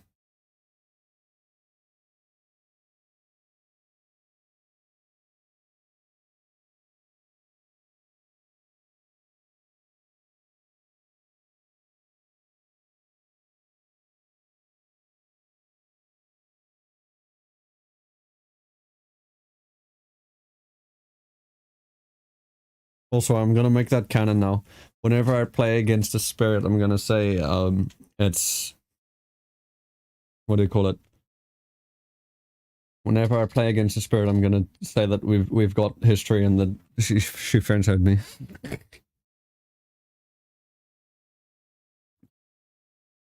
What is the biggest thing you've killed? What do you mean, lore-wise? I prefer not to answer that question. I plead the fifth.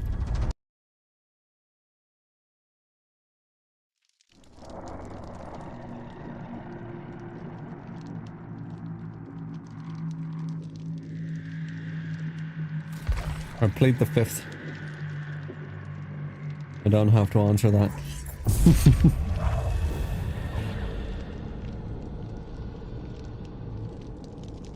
I don't have my lawyer present.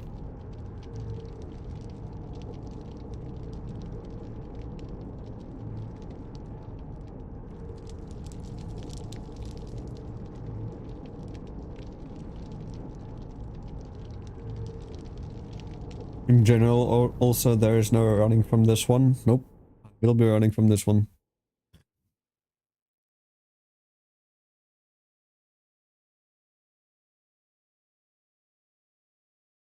I am... Actually, no. You know what's the biggest thing I killed? My acting career. That's what I killed.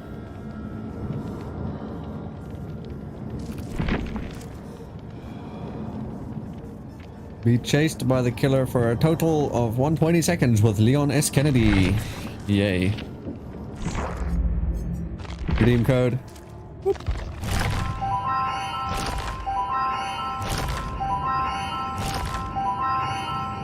Hey. Nice. Okay, wait, now. Doesn't count. It does count. Okay, Wraith. Did Wraith get a hooked on you outfit? I don't think he did.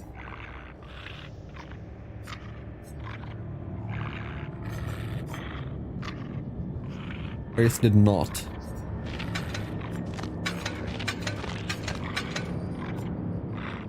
Yeah, Wraith did not. Huntress. Don't think she got one either. No. No, she didn't. Evan?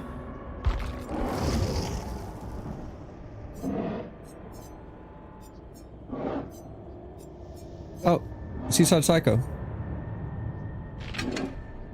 No. No. Not that one. I've never seen this skin though. What the hell? Wait.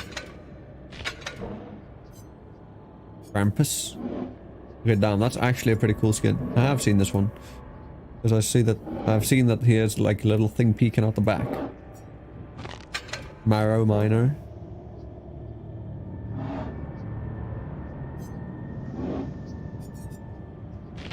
Delinquent. Wow, so edgy. I like this one, to be honest. Because it's got a beard. I've never seen this one. Macmillan Miner. I have seen this one. I've played against this one. Okay, and the others are just like basic reskins. Then Trickster, I know for a fact. That's the Seaside one. There we go. Yeah, he's got that. Paradise Beatdown. His abs aren't nearly as defined as they are in the game, as we can see. I'm gonna get this. When did he get this? I don't remember that being there before. Oh, okay. And then Spirit. Where is she? There she is.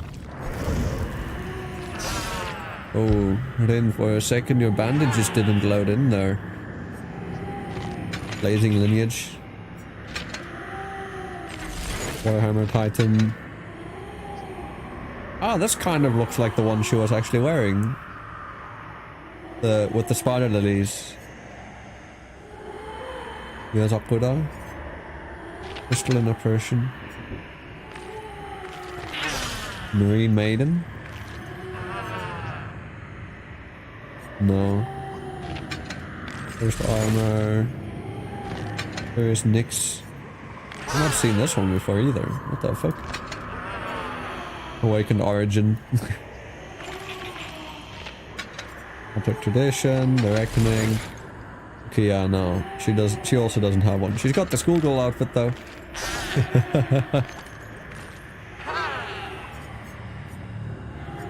Actually, she's got a couple schoolgirl outfits.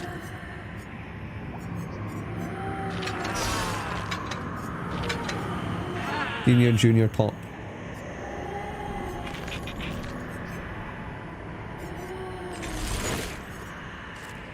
Alright, but yeah, so Trickster is literally the only one who has a, oh, no.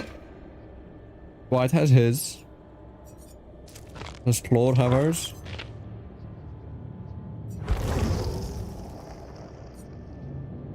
He does. Bruh. Where are my other Trickster homies with their hooked on you outfits? The fuck? I want to see it. I want to see my gold spirit running around with like a big ass hat. Like it's already basically like one of these outfits with the yukatas.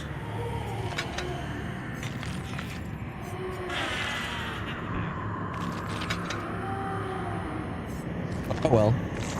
We got the new outfits now. So if we go, no, not killer. If we go survivor and I swap over to Jake,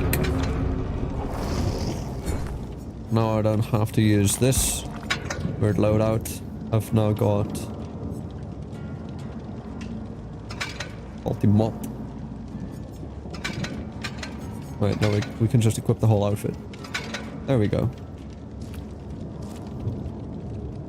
Now we got that. The whole outfit.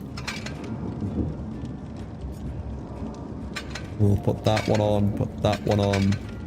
And, actually no, put that one there. And why not the spider? There we go. Even though I doubt that I'm ever gonna play with Jake. But yes, that will be the end of today's stream. Thanks everyone for tuning in. If you guys enjoyed, make sure to drop a like down below, subscribe, ring the notification bell. And yeah, that's me.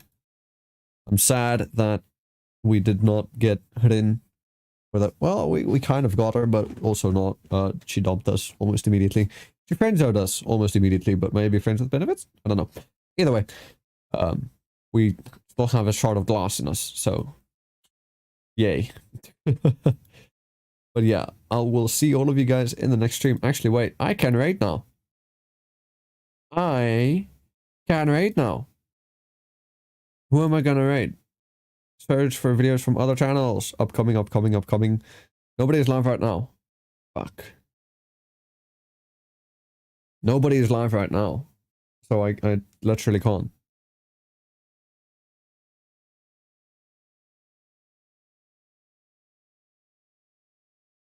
At least I hit it. I can now. I can raid now, but I'm not seeing any. Actually, fuck it. It's only showing from people I'm subscribed to right now. It's not showing me any other ones. So let me see. Maybe I'll find someone new. I don't know. Let's see. Let's see if I can find someone new. Because I just want to like... Ooh. Okay, here's a Japanese VTuber who's streaming right now. I don't think they speak English though. Let me check. でヘブン&ヘルってやつとヘル&ヘルってでヘブン&ヘルかヘルとヘルオヘルってやつがある。その最初に言ったやつが自分は一発食らったら死んじゃう。何でも。ああ、はいはいはい。ただし相手も一発食らったら何でも死ぬんよ。ああ、だから銃一発弾丸ポーンって当たれば死ぬんよ敵は。まあそれ自分。Okay, well I can't raid into a stream where they speak a language that I don't know. Okay, fuck it. Let me go to YouTube Live.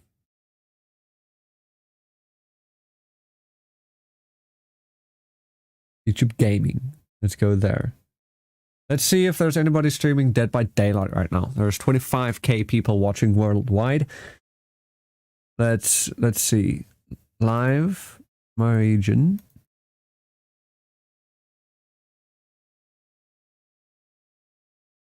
There is somebody who I think the title says Hindi or is in Hindi. There's a lot of Japanese DBD streamers live right now.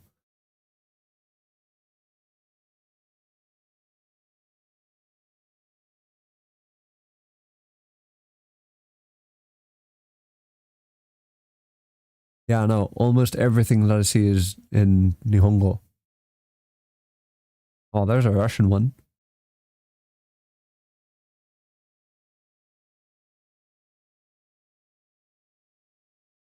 I've had my full of DBD. Ah.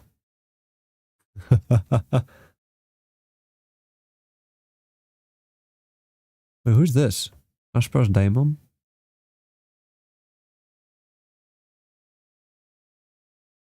Who are you? You're playing a TCG? I think he's Indonesian? Balik ako 3 ya. Oh god, that's loud. Yeah. What's up? Bro. Yeah. Okay, that's Indonesian. Bruh.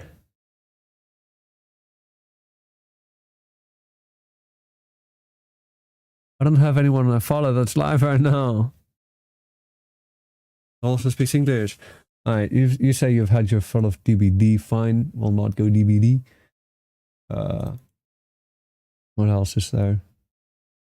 Oh, fuck it, I'm gonna drop you off in Phasmo.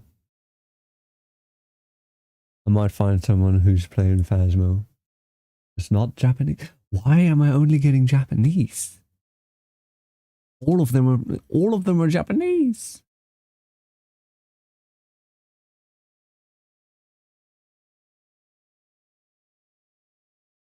Special Halloween with fams. Okay, wait. Are you English? Kan itu kalau kamu nyalain dia pergi. No. Because people playing and streaming right now are not English. Okay, you know what? It's taken too long to try and find someone. So I guess we won't be doing a raid today. But yeah, we'll try again next time. But until now, thanks for stopping by, and ciao for now. You can run off to your female voice precious. Bro, fuck you.